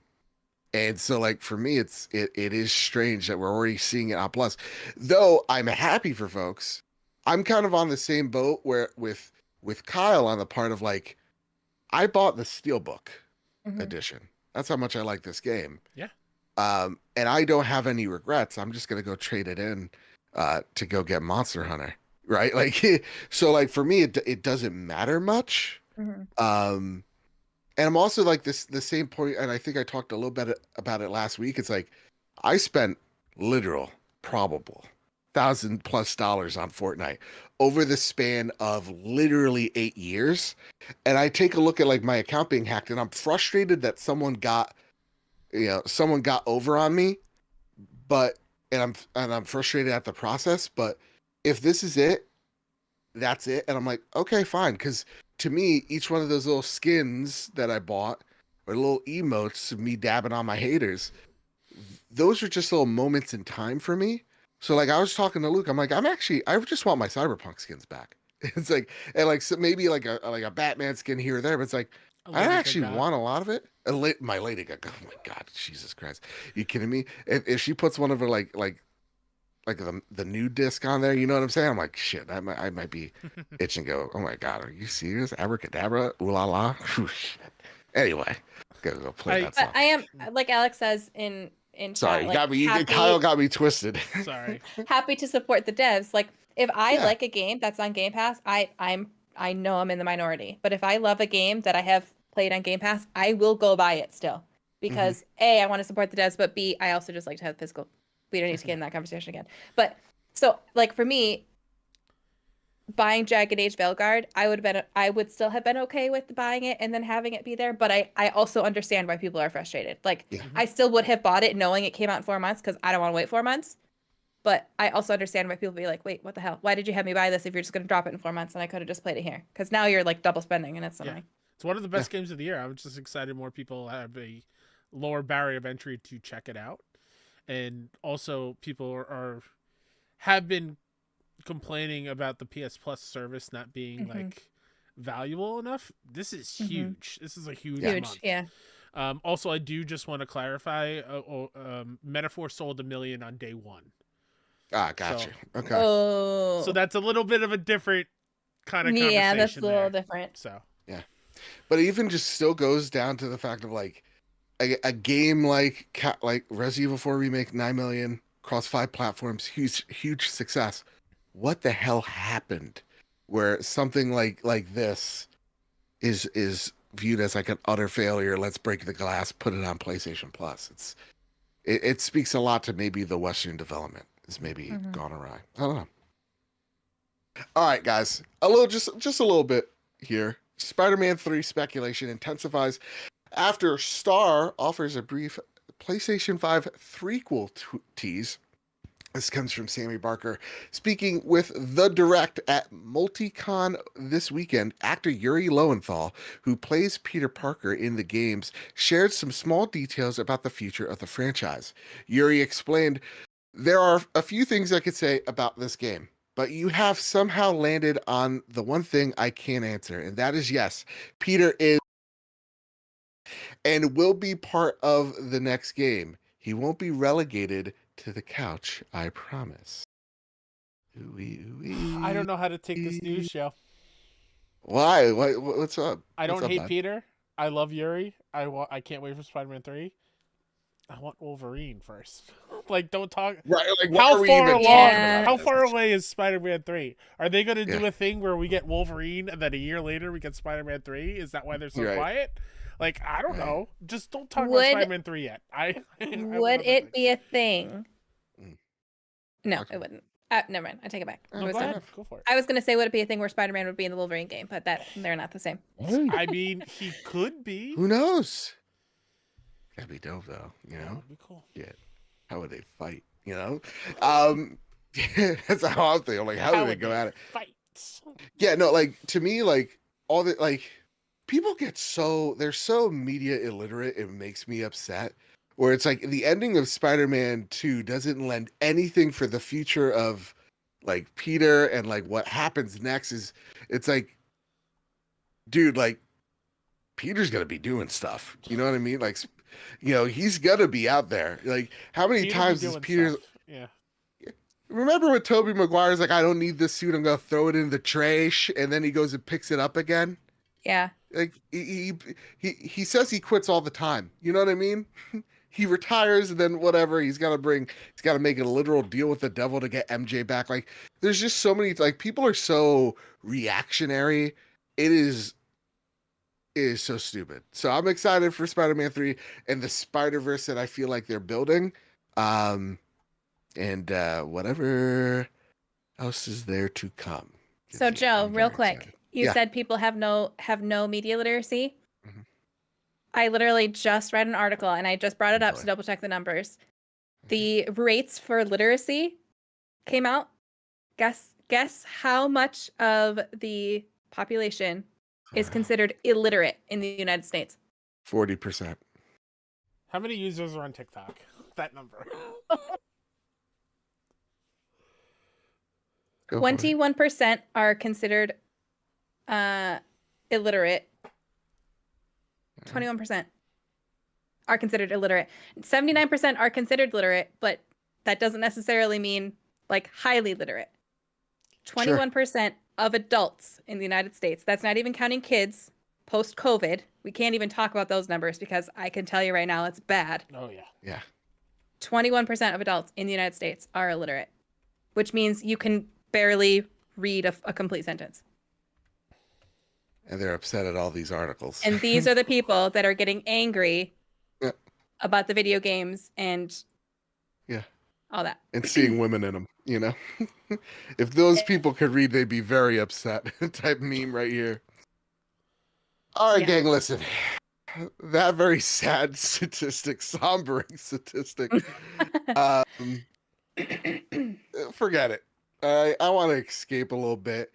T, I need you to spill the tea. I want to hear about Avowed. You've been playing it. I think you beat it. I did. Let's go for it, dude. Let's talk about it. I want to know because everybody's telling me it's either the best thing ever or it's not Skyrim. And I want to know where the line is. Skyrim girly here. It's not Skyrim, but that's okay. It's not trying to be Skyrim. Just because What? something is an open world RPG does not mean it's trying to be Skyrim. Okay. So if you don't go into it thinking, oh, it's Skyrim, you'll be fine. Can I play it 'Cause through it's Alexa? Can I do that yet? I want to play it on my PS3. Is that possible? I loved it. Again, it's Yeah. not a perfect game. I did have some complaints. However, I was obsessed. I didn't ever want to stop playing it. I was staying up until 2 a.m. because I wanted to just keep playing. I loved it. The choices were intense. They were so difficult. A couple times I was Googling the outcomes because I was like, I don't want to make this choice. I don't know what to choose. So I do that all the time, by the way. yeah. People will yell at you like, oh, it's like safe scum, read what happens, Mhm. choose the best outcome that you want beforehand. I'm doing that with Liza P right now. I'm like, okay, which one is the lie? Yeah. Yeah. So I absolutely loved the decisions. I felt like they actually had weight. They were actually impactful. There was a point where there was something that I found that Okay. led me to do something, but it was just like a random thing that I found. So it didn't get added to my journal. So I didn't go do that thing. And because I didn't do that thing, bad things happened. Oh shit. Then I thought, oh, that bad thing must just be part of the story. It had to happen. Mhm. So I kept playing. Like, I don't know, 4 hours later, someone in my camp made a comment, why didn't you stop that bad thing? And I was like, the fuck you mean I could have stopped that bad thing? So then I remembered that one random thing that I found and was like, oh, shit. I could have stopped that bad thing because I found this one random thing when I was exploring. So I reloaded a whole day's worth of playtime so that I could change it because I didn't want that really bad thing to happen. It's good. The exploration is absolutely so worth it, which I feel like a lot of times recently in games, it's like you explore, you get things, you don't necessarily care about them. It's just like, ugh, whatever. The exploration felt meaningful in this. The decisions felt impactful. I was struggling. I was sitting there for a long time sometimes for some of those decisions, not knowing what I wanted to choose. The combat was really smooth. It felt really fun. Where I saw a lot of like cannot recommend Ron it enough. gameplay. Like, are you Levioseing some sons of bitches, or like, are you? So the way they do it is each hand can be a different weapon, which obviously makes sense. For magic, you don't need to use a wand. So wand is almost kind of like, I didn't really use it a ton, but it's kind of like a ranged weapon. But for your magic, you use a tome, use a book. So the way I did it is I had my tome in my left hand and a sword in my right hand. And then you can have 2 loadouts that you can switch between just by clicking Y. So one of my loadouts was, I love the battle mage build. I'm always a battle mage if I can. Fuck yes. One of my builds was the tome in my left hand was all elemental stuff. So I had ice, I had fire, I had lightning, I had a shield. And then my right hand, I had a sword with ice on it that had some perks that I really liked.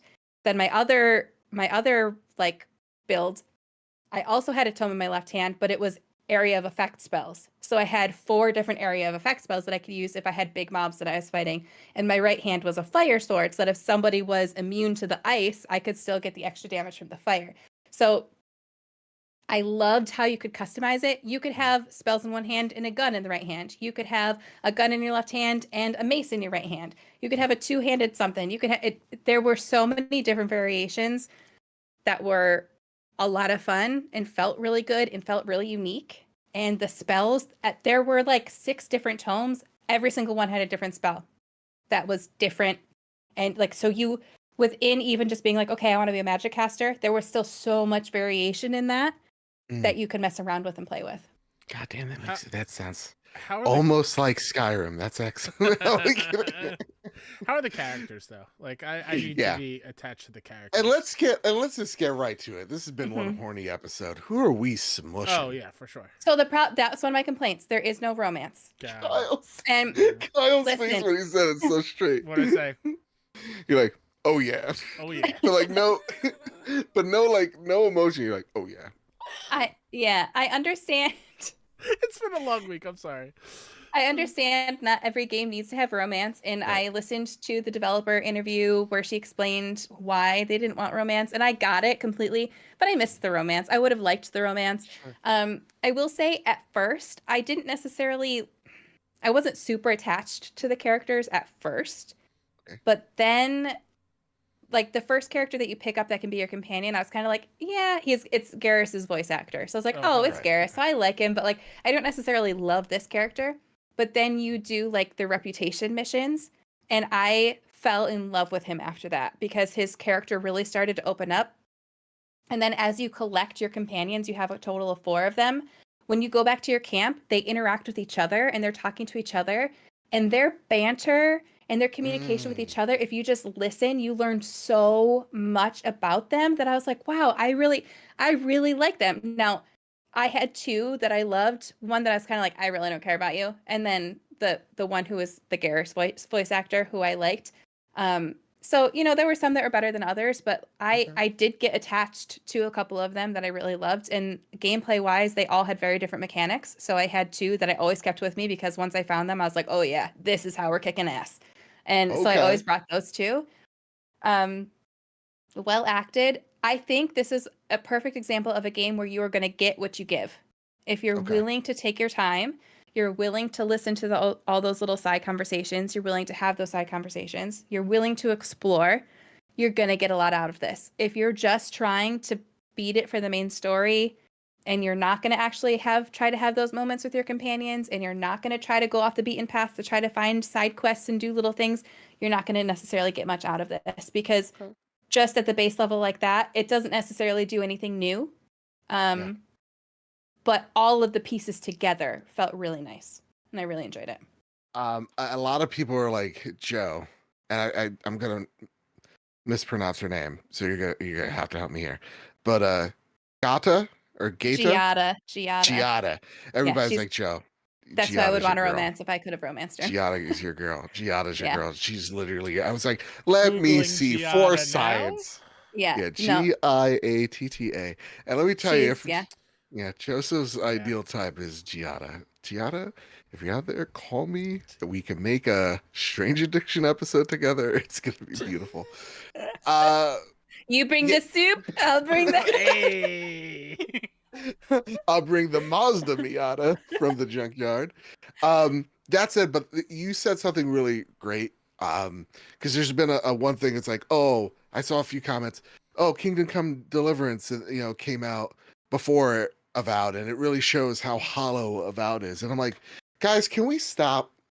Mhm. Just because two things are RPGs does not mean they're alike or they're even Mhm. in the same they're in the same broad field, but in the land of video games there's so many RPG like elements, but there's also so many different RPGs. And like Yeah. Kingdom Come Deliverance is a RPG simulation game. Avowed is straight up an action RPG. Like there are two vastly different games that are going for two vastly different things. And the social media like bullshit that I've been seeing online, it's like, dude, they're two totally different games. What are you talking about? It's so annoying. It's of course so disingenuous, but it's just, I don't know. I had to say it. It really pisses me So- off. One last thing, if Yeah. that's okay. I'll allow it. People say that it's shallow. Again, you're getting out of it what you put into it. I was reading all the little things. Okay, there's a lot of little Mhm. things to read. There's one storyline. I'm not going to give any spoilers, so don't worry. There's one Okay. storyline. You end up in this room, and there's just a piece of paper on a dresser. So I pick up the piece of paper to read it. It was a haiku, and I'm going to read the haiku, and it's not going to mean anything Okay. to you because you haven't played the game. But when I Okay. tell you, I started crying because the culmination of that story, but then reading that haiku was just so beautiful. So the haiku is, "The hidden heart thirsts, my spring beneath the desert, it was always you." If you Aw. didn't read that, you would have been like, "Oh, that was a cute story, whatever, fine." Or you wouldn't because people are annoying. But reading that, I was like, They're part of the that 21%. that was so beautiful. And you didn't have to find that. It literally did nothing for me. It wasn't something that I could save or add to my journal. It was just a random piece of paper that I could have picked up. But it made that storyline just so much more beautiful.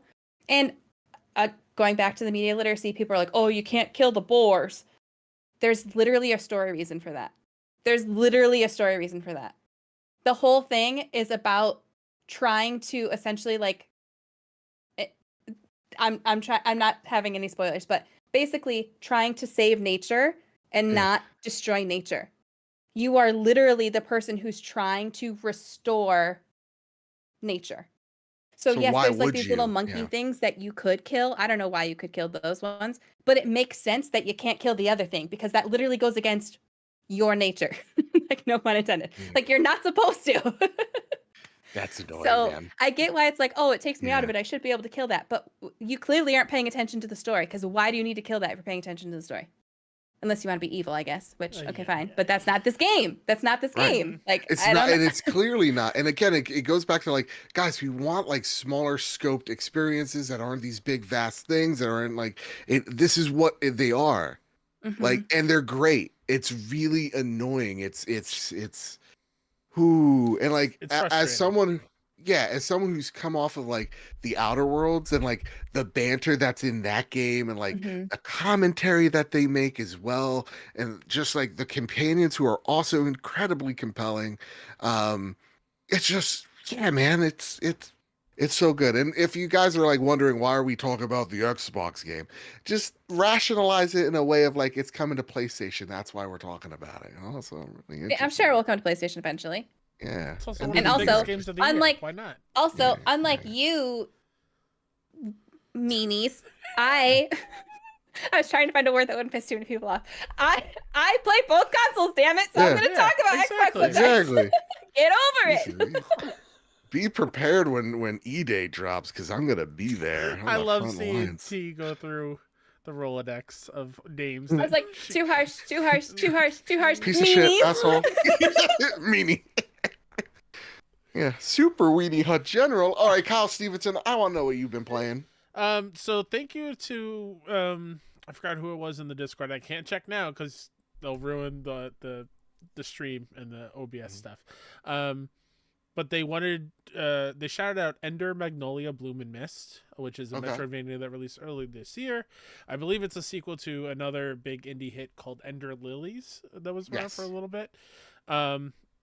Picked that up yesterday because yesterday was payday. Finally, getting paid once Heck a month is yeah. rough. Oh, it's awful. It's rough. Anyways, I loved it. I'm having a great time. My only nitpicky thing is, Joe, you would, I on record, I know you would hate this.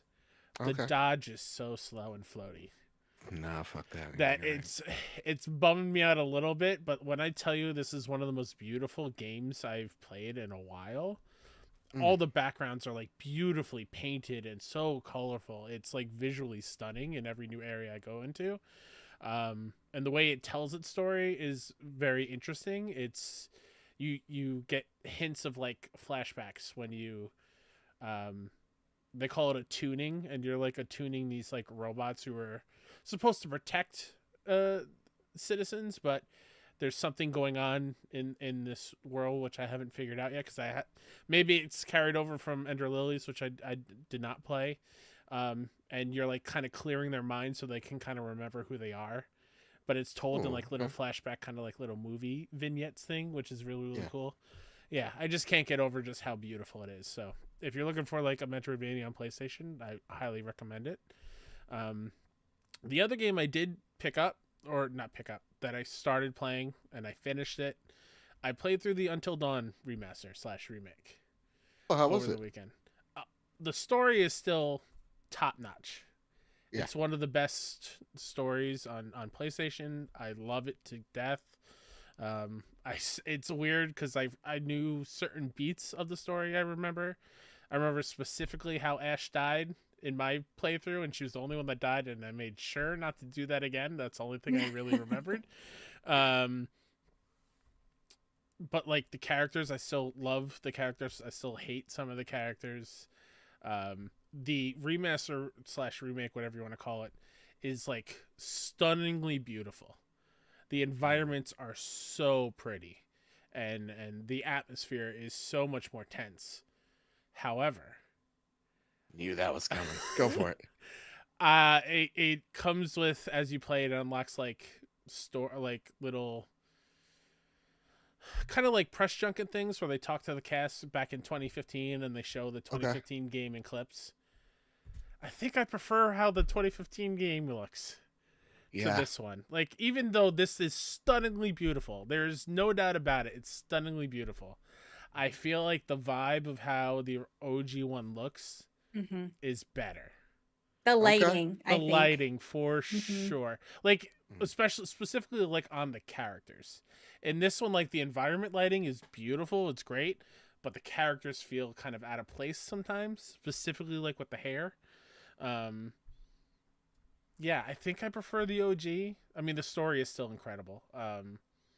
Collectible standpoint in this one, very hard to find everything. Mhm. Because of how great the environments look. I thought I checked everywhere, and I still missed a bunch of things. But hey, everyone survived. Okay. The haptics are really cool on the DualSense for this one, especially when like you have to stay still. If anyone play the OG, where you have to like literally not move your Mhm. controller and stay in the zone, So hard. it's really difficult. But the feedback it gives you when you're like almost out of the range is really cool. Making choices, there's some weight to them too. Like, it's still a quality thing. Yeah. But I think I prefer the OG. Okay. Okay. Well, Kyle, you'd be happy to report, or I'm happy to report, I am at chapter, I think, 6 in Lies of P. I really want the twin dragon sword real bad because I'm a natural dex build. So like I'm doing strength right now to get to the dex sword. Again, man, Are you Lies messing of around with P. handles and blades and swapping them out or anything?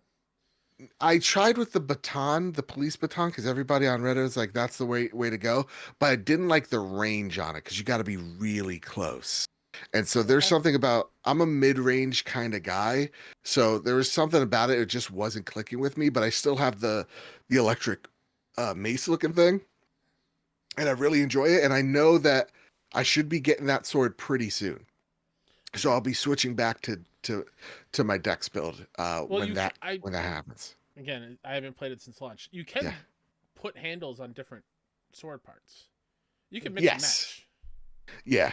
I know, but the baton's gonna give me more of, I think it's like a little bit more strength, and that's like there's more whack to it. Fair. But again, it changes up how, because Liza P, the beautiful thing is like the trick weapons in Bloodborne, you can mix and match the handles to the various like spear tips or whatever, axes, whatever, maces. So you could really mix match what you want. And I think I agree with the growing consensus about Liza P, which is like it never feels like it's punishing you. It feels like everything can be a viable option. Yep. Though there's always an optimal one. Of course, there's always going to be that meta. It's like, no, there is something literally for everyone here, which I absolutely love. And Kyle, the more I play it, the more I agree with you. This is one of the best Souls games. Yeah. Just like bar none. It's so freaking good. Do you have a favorite boss yet from where you're at? No. So far, I think the second boss I would say is the most challenging. Actually, I just beat the King of Puppets. That one took me a bit. That one was So tough. I summoned a person because Of course. you guys know how I do every it. time. I summon all the time. So I use a summon to learn the fight, and I'm like, okay, I'm gonna whack. And if I feel like I have it, I have it. I felt like immediately I locked in and I kicked its ass. Though its second phase is I was like, all right, maybe I need you, guy. You know what I mean? Like maybe I need some help. Something that they Amazing. also do just combat wise that I wish more Souls games did. Maybe they do. Maybe I'm still fresh in the game. I love if you parry enough, their weapon breaks. That is parrying is so cool in this one, and it feels so satisfying that you are rewarded by constantly parrying because their weapon will break and they will do significantly lower damage. Oh, that's awesome. Yes.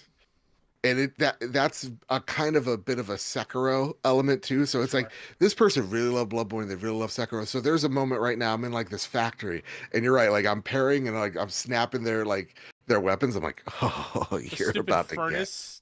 Dude. Yep. I hate that one. Furnace guy, you and me are gonna have him words. And the big clown dude that just strolling down the street. I hate him. That mother molly-whopped me so bad. Constantly. I'm like, what? I was like, can I get help for this guy? This guy's really mean. But yeah, no, I totally infatuated with it. And then I do have an announcement, and nobody cheered. You know, nobody sensed it in the room while we were podcasting, but you know, nobody asked Joe, you have an aura to you. Joe, you look brighter. You look more cheerful. You look more in the zone. Are you the reason why all those porn games are at the top of the list on Steam right now? There's a reason why my hands have new calluses. No, man. I am officially Diamond Rank 2. Marvel Rivals. We've come to the conclusion. I am, because I'm like, I think I'm one of the best Psylocke players in this game on PlayStation. Go pro, man. Yeah. Go pro. I think I can. I'm not even kidding you guys. The shit I'm doing with Psylocke right now is it's kind of fucking disgusting. I'm just gonna be honest with you guys. So we have, because there's no way to really see where you rank, because a lot of people like their YouTube videos like the best Punisher player. It's like, no, this guy's just in the highest rank and he plays Punisher the most, so he's claiming the top spot of the Punisher. So I'm just gonna say I'm claiming the top 100 of Psylocke players. I'm at this point where I'm so good. I have not played with a Psylocke that's better than me. And when we are in rounds, because like she's actually a pretty high skill player in terms of like ranked, you don't see her a lot. Maybe in the new meta you do, but like when I see them, I'm like, we're gonna see who the better Psylocke is. I'm coming out of that 9 times out of 10. Like I'm just slapping you with a glove and challenging you to a duel. Exactly. And I make them switch their character. And even if we lose, I'm like, I made them switch. I beat them so bad I made them switch. So Joe, I'm locked in. I'm scrolling through the top 100 Psylocke players, and you're not on there. So I don't know. You got work to do. Well, Okay, this guy. What are you, my father? Oh, hold on. You're playing on what console? PlayStation. Okay, I was on PC, so hold on. Yeah. You need to Well, start you're getting watching. you need to start making yourself TikToks and stuff to get yourself out there on social I media gotta. so I people can gotta. see that you're the best. I gotta. I posted one on Twitter where I got an unstoppable. That's when you kill the whole team and then some. Pretty impressive stuff what I'm doing out there. How much? You How know, much some would higher say. is the Grandmaster rank? Is that after Diamond? I think so. There's also like little mini ranks of like if you are literally the top 0.0001%, you're in a class of one of them all or whatever, something like that. It's like Oh, okay. yeah, and you get like a special emblem just because you are literally one of the best. Okay. And 'Cause it's like 15 people have it. Yeah. I'm 500 players in, and it's still in Grandmaster. It doesn't so- rank like that, dude. I'm just saying. Okay. I'm claiming it. This guy, my God. You and my dad do need to talk. You guys are very disappointed in me. Anyway. I'm not disappointed. I'm just trying to bring you down to earth Prepare a the little bit. drop, God damn it. I'm editing this whole part out. Here are the latest steals and deals coming to the PlayStation storefront. Whoa, are those mini was it the eggs? What are they Cadbury called mini again? eggs, baby. My kryptonite. I will go through 100 bags of these before Easter. Are you okay? popping eggs? You popping eggs? So Oh. like your text now makes way more sense to me, because I said I'll be right on. You're like, okay, cool. I'm just here eating mini eggs. Like, how tiny are your eggs that you're cooking? Like, I don't understand. I get it, they're expensive, but Now I get it. oh my goodness. Yeah, no, dude, those Cadbury eggs, let me tell you something. Oh, Dan is here. Dan, what was the game? What was the boxing game that you were ranked #1 in the world in for a little while? Also, Who's us now? the I the thought you boss said he puts was in the room. The boss you I'm, like, put in listening to chat something. is one of my favorites too. That one's great. You haven't gotten there No, let yet, me Joe. see. I'm not okay. Ooh, okay. That's what I hear. I hear something important happens and I need to make a decision afterwards. Okay. Yeah. Fair enough. Anyway, Kyle, where's the latest steals and deals headed to the PlayStation storefront? So just really quickly, I didn't realize the Division 2 is getting new content still, Yeah. which is What? wild. Year 6, Season 3, like they're getting new stuff still. All right. So shout out Let's to go. the Division players. Let's go. On Monday, the 25th, we had Spectre Divide release, Ninja 5.0, and Railway Empire 2. Yesterday, there was an update for Disney Dreamlight Valley. This isn't big enough for me to see what the update is. Oh, Tales of Agrabah. So Aladdin and Jasmine. Oh. Hell yes. Yeah, Misa said Let's Aladdin and go. Jasmine, and you can get the carpet as a pet. Ooh, I like that. Tomorrow, February 27th, as of this recording, we have Crowns and Pawns, Kingdom of Deceit. And it looks like, I didn't realize this was confirmed date, the old school game Glover is coming back. Let's to current go. consoles. I can't wait. I'm excited for that That's one. right. That's right. February 28th, we've got PGA Tour 2K25, and the big one, we can finally stop seeing this game show up in showcases, Monster Hunter Wilds. Get off my showcase! Joke's on you. I'm gonna be talking about it next week. You're gonna have so much fun. It's gonna have an update in like 2 months, and we're gonna be like, "What?" Exactly. No. Oh my goodness. All right, gang. It is finally time for the last segment of the show, but our favorite segment, and it's time for the Sony Pony Express. Yeah. Aw. And then Prime writes in, good evening to the Trophy Room Trio. Question for the Sony Pony Express. Yeehaw. So a little while ago, I replayed Red Dead Redemption 1. And Redemption. Knock out. it's still a fantastic game. Bringing it back. However, when I'll get to this question in a second, but maybe you have, because I think you're on TikTok more than Joe. Have you seen these game-inspired rugs that have come across my TikTok? One is like a Red Dead No. Redemption comic book style cover. It looks incredible. There's a Witcher one too. I'll find the link and I'll share it with you. Send me the link. Yeah. Yep, same. Anyways, so a little while ago, we replayed Red Dead Redemption 1, and it's still a fantastic game.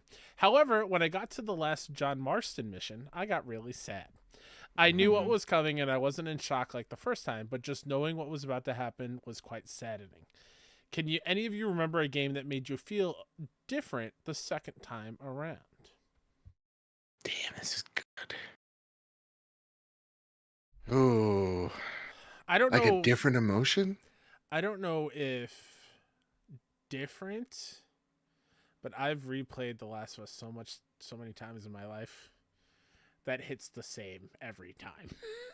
Yeah. Even I know what's coming. Same thing with like spoilers for Rebirth, but like I knew what was happening in that game with Aerith, Right. and it still like floored me. I was a wreck. So even though I know what's coming, it still hits me the same, I guess. All right. Okay. Halo. So sometimes I like to revisit the past. Just recently, with all the Halo coming to PlayStation rumors, I was like, let me just let me just check out the first level Halo 2. Uh, and that the cutscene where he's like, I'm gonna give the Covenant back their bomb. It's like, oh, God, that whole part, man. Like, just hit me with the like I don't get this like, oh, it hits me different. It's just like, shit, I remember where I was in the room playing this game at this moment and being like, this is the coolest shit I've ever seen in my life. And like it's still that impactful. So I would say that like as of recent. Um yeah. Yeah. Let's say you Can't like. think I can't think of a specific example. Um Maybe God of War 2018 Okay. with the whole like Freya segment. Mm. But I think that was more so because the second time I played it, I was a parent. All So right. it just hit differently. And I also think for me, a lot of times I will feel that way when I play it a second time because sometimes it takes me more than one time of watching or reading or playing something to fully understand the intricacies of the story or all of the different moving parts. So sometimes it hits me more so because I'm like, oh, now I know a little bit more of this lore, this background, Yeah. or this. But I guess 2018 would have been the main one because then I was like, oh yeah, I know this is coming. I know how she reacts. I know how heartbroken she is. I know, Yeah. all that stuff. Well, this the closest thing I can get to this question Oh, now that oh go for it, no, please. Dan told me my correct answer. Assassin's Creed Origins. Origins. No, Yeah. oranges. Yeah. I like that. Oranges. Assassin's Creed Oranges. um for me it's not video games, so like I'm very much gotten into Sleep Token over the last year and a half, Mm. and just I'm totally obsessed with their latest album. And I was like, let me go back and let me go listen to their older stuff. And then I'm like, oh, because like their songs are so good and there's so many layers to each one. And then they Kojima'd my ass because I'm listening to this one song and it's sharing like two or three like literal lines that you hear at the end of the final album, and it's like these two songs are talking to each other. It's like holy shit. So I had like this like euphoric moment of like, oh, now that song is more impactful because I got the context of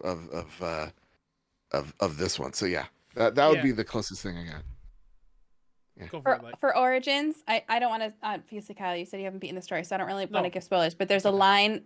line at the very end where he hears his son's voice saying, Mm. Papo, jump. And out of context, doesn't mean anything. In context, sobbing so ugly, snotting, just awful. Awful. Hits me worse the second time, and the third time, and the fourth time, for sure. Good call, Mr. Light. Good call. Yeah. Good Yeah, call. I think something I did just think of, and it happened last week when we talked about Lost Records. I love when I go back to games and I see characters that aren't in the protagonist's life yet, but are in the background.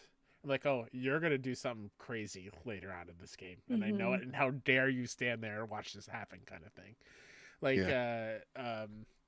oh my god, like Final Fantasy, the remakes are a good example of like seeing Kate Sith right in remake just for a brief second was like, oh, I know what you're all about, and then seeing him again in Rebirth when he pops up, it's like, I know what you're about to do. You sneaky little cat. But yeah, it's those things I Cute think little are super Scott. cool. Yeah. Yeah. Hi, laddie. That's my Scottish accent. It's great. Stick with your Obama. And your goat. Okay. We love a chanted goat. Why me, is it Sasha so Malia. good? I don't know. Joe, Barry just does what he does. Are you familiar? I don't know if they still make stuff, but the YouTube creators who do presidential impressions while they play like COD together. Yeah. Yes. Yeah. I feel like you would be very good with that. Like Marvel Rivals, if you did like a Marvel Rivals thing, that'd be pretty cool. All right. That's how you're gonna make it big on TikTok. Yeah. You're gonna be Obama plays Marvel Rivals, As just like that Psylocke. one. What is it? Sounds like Pizza did John Marston? No, with Arthur Morgan's voice. Yep. For a while. All right. That will be your claim to fame, Joe. All right, fair enough. Don't forget us when you're famous. Exactly. I'll be JD Vance trying to romance the payload. I'm getting us out of here. Green Gorilla Gamer writes in, "What's up, Kyle and Tegan?" Ha, suck it, Joe. You're not part of this one. Oh, what the? A lot of questions last week, so I was saving my question for this week. Joe asked for it anyways, and then didn't read it at the end of the episode came around. You didn't put it in time. And I'm What are you doing? standing at work going, "Wait, what the fuck?" So Kyle, Secret Level was great. Mega Man and quote unquote PlayStation episodes sucked, and Sifu was awesome but too short. But everything else was great. LMAO. Oh, and Jesus, Green Gorilla. And Xbox is fucking stupid for saying nah to Master Chief and Doom Guy. They hate fans and they sit on their IPs like Smaug on Gold. Morons. I just watched that for the first time yesterday. Nice. Oh yeah, I know that reference.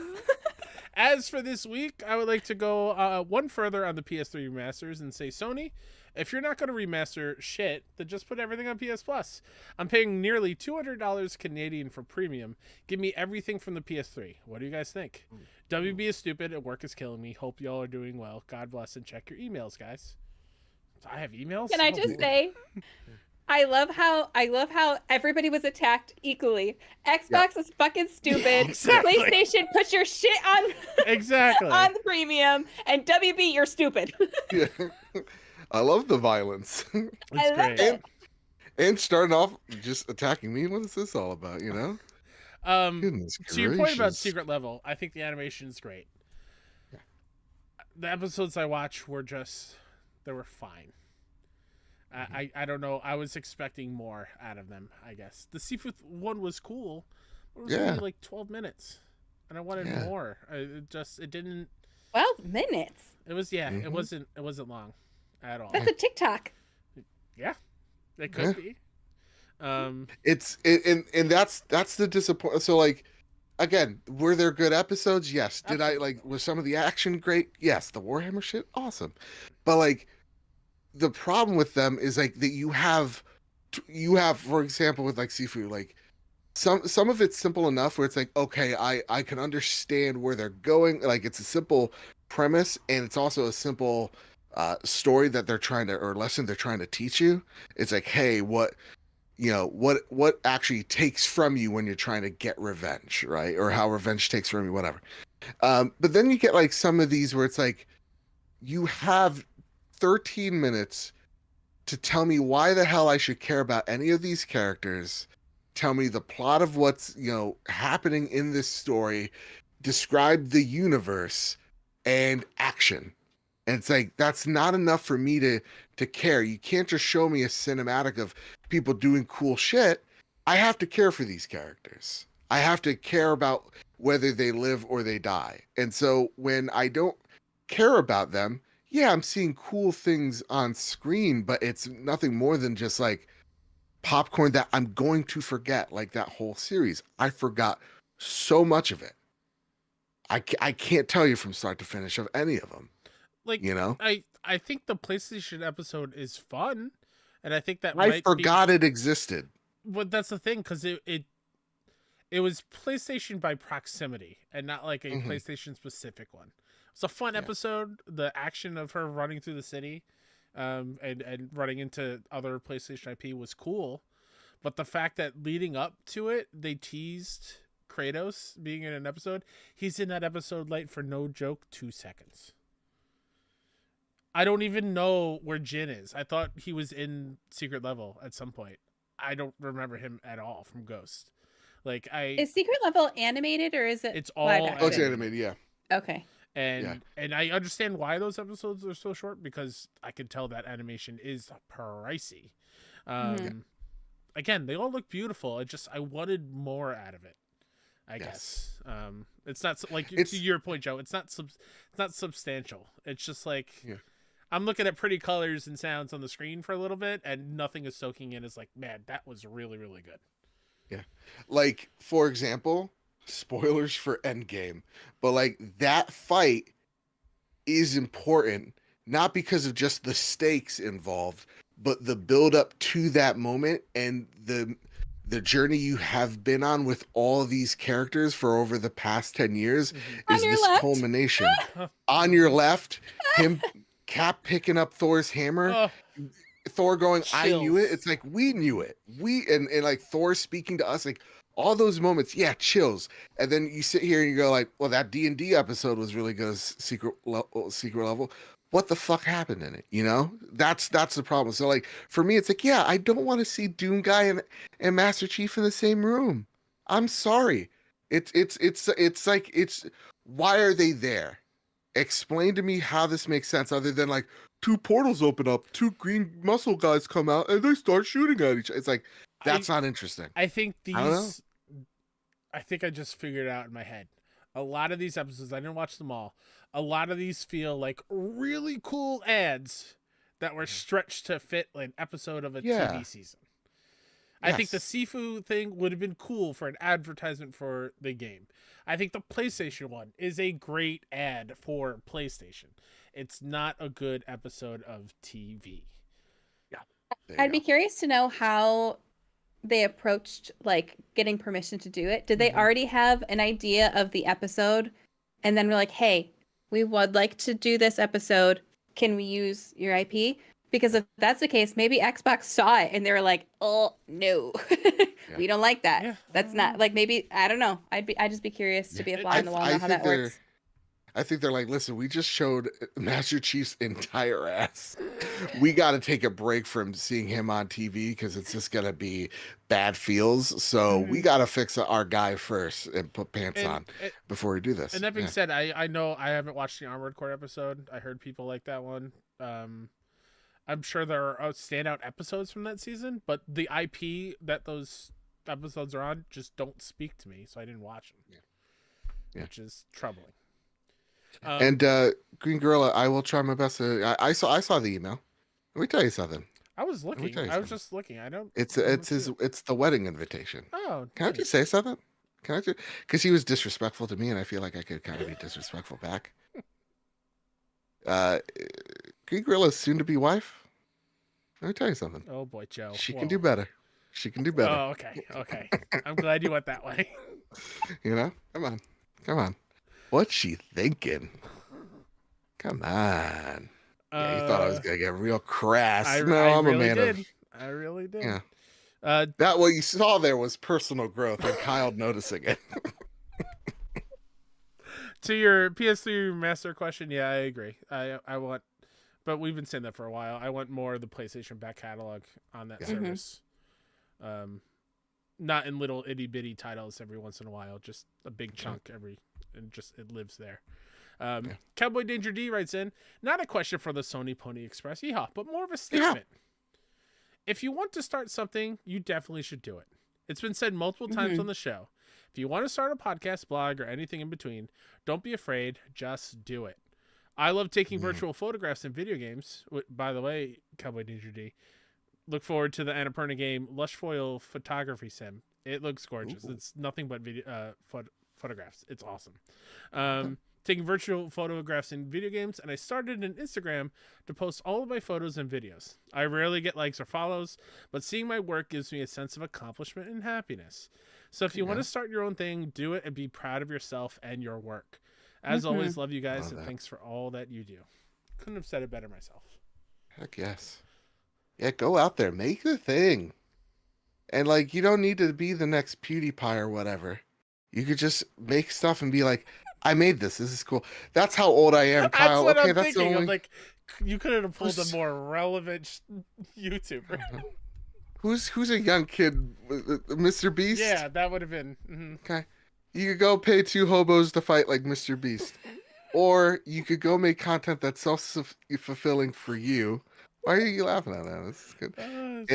And just be happy with it. You know, that's what I've learned also over the past like few months, especially like leaving X and going to Blue Sky. It's like, I'm just gonna share my dumb personality, you know, like share more of it.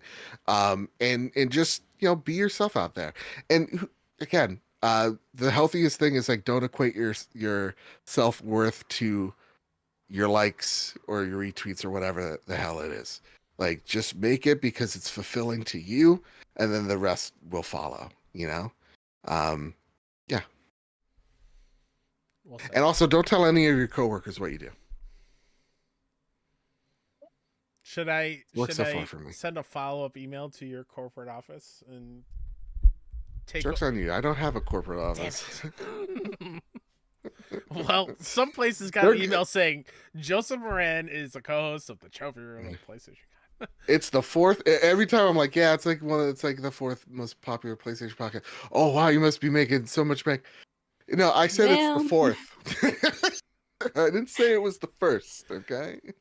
I said we got heart, kid. It's a number out of thousands of others. Hey, Yeah. it's top 5, baby. That's right. That's It's top 5. When I tell people, oh, it's like we're in like top 50 like Apple Podcasts under leisure. It's very, and I always go, it's very hard to break into that category.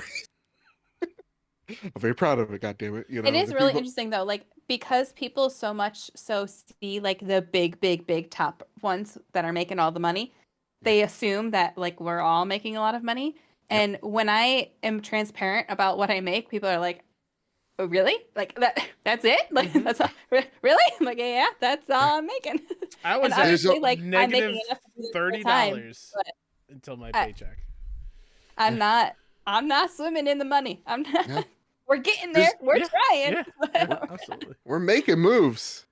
Patreon.com/PS Trophy Room gets us those moves. We're trying to go to Summer Game Fest. We're trying to go to PAX East all in one year. And we're trying to forget our fear of flying, especially nowadays.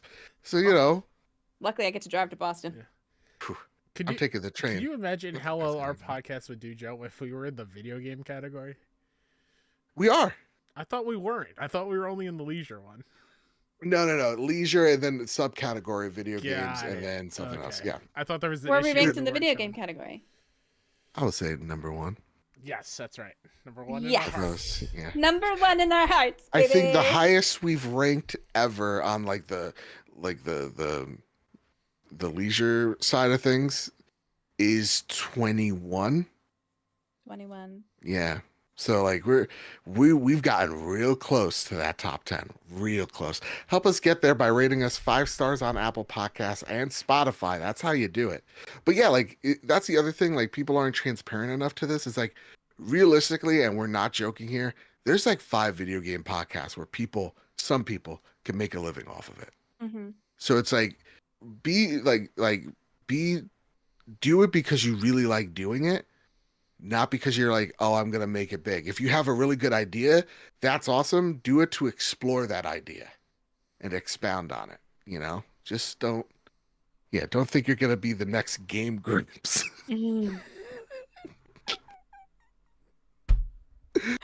And we're not all gonna be machinima. Okay. That's it, Kyle. I got a good idea for our show. All right, we'll play. You know how Halo has custom games? One side will be red, one side will be blue. Hear me out. We make an overall narrative of how they're fighting each other. Even better. Oh, yet, you win, you out. what if we call ourselves Rooster Teeth? I feel. No one's even talking about. They have beaks. Did you know snails have teeth? Did you know snails Oh, have teeth? now I can't sleep Oh, there we tonight, go. Light. Thank you. But they have like thousands of teeth. Oh, you So know what we're doing the post show.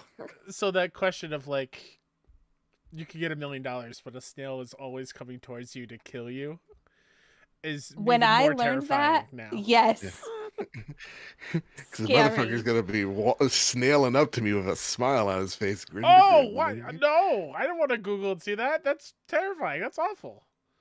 They have What? 25,000 teeth? Yes, that's what I'm Oh saying. my god. So many teeth. Hey guys, before we get on out of here, is there The anything worst you'd like to Bloodborne boss I've ever spotlight? seen. Don't you want to rate this podcast 5 stars? You're welcome. Come on. What are Do you doing here? it. We started We talking got about over 1,000 of them. You believe that shit? we started the show talking about porn video games and we ended with snails with teeth. What more Love could it. you ask from a video game podcast? This is why we're in the leisure category. Yeah. That's right. That's right. Yeah. You can follow me pretty much everywhere. Mr. K-Step. Tell somebody you love them and shout out a dev that you really, really like their work and let them know because it's important. What about you, T? So, little different this week. If you are interested in going to PAX East, I am partnering with PAX so that I can do a giveaway for 5 tickets to 5 lucky people. If you would like to join the raffle, it's absolutely free, but you do have to go to my links in social media. I have a link on Instagram and one on Twitter. There's a link there to, what is it, Gleamy? I don't know what the website is, but it's one of those things where like you have to follow this account and do that sort of thing. So there is a little work involved, but it's free and it's all 4 days. It's tickets for all 4 days. So if you're interested in going to PAX and you want to, you can apply for the raffle there, and 5 lucky winners will be announced in March. There you go. There you go.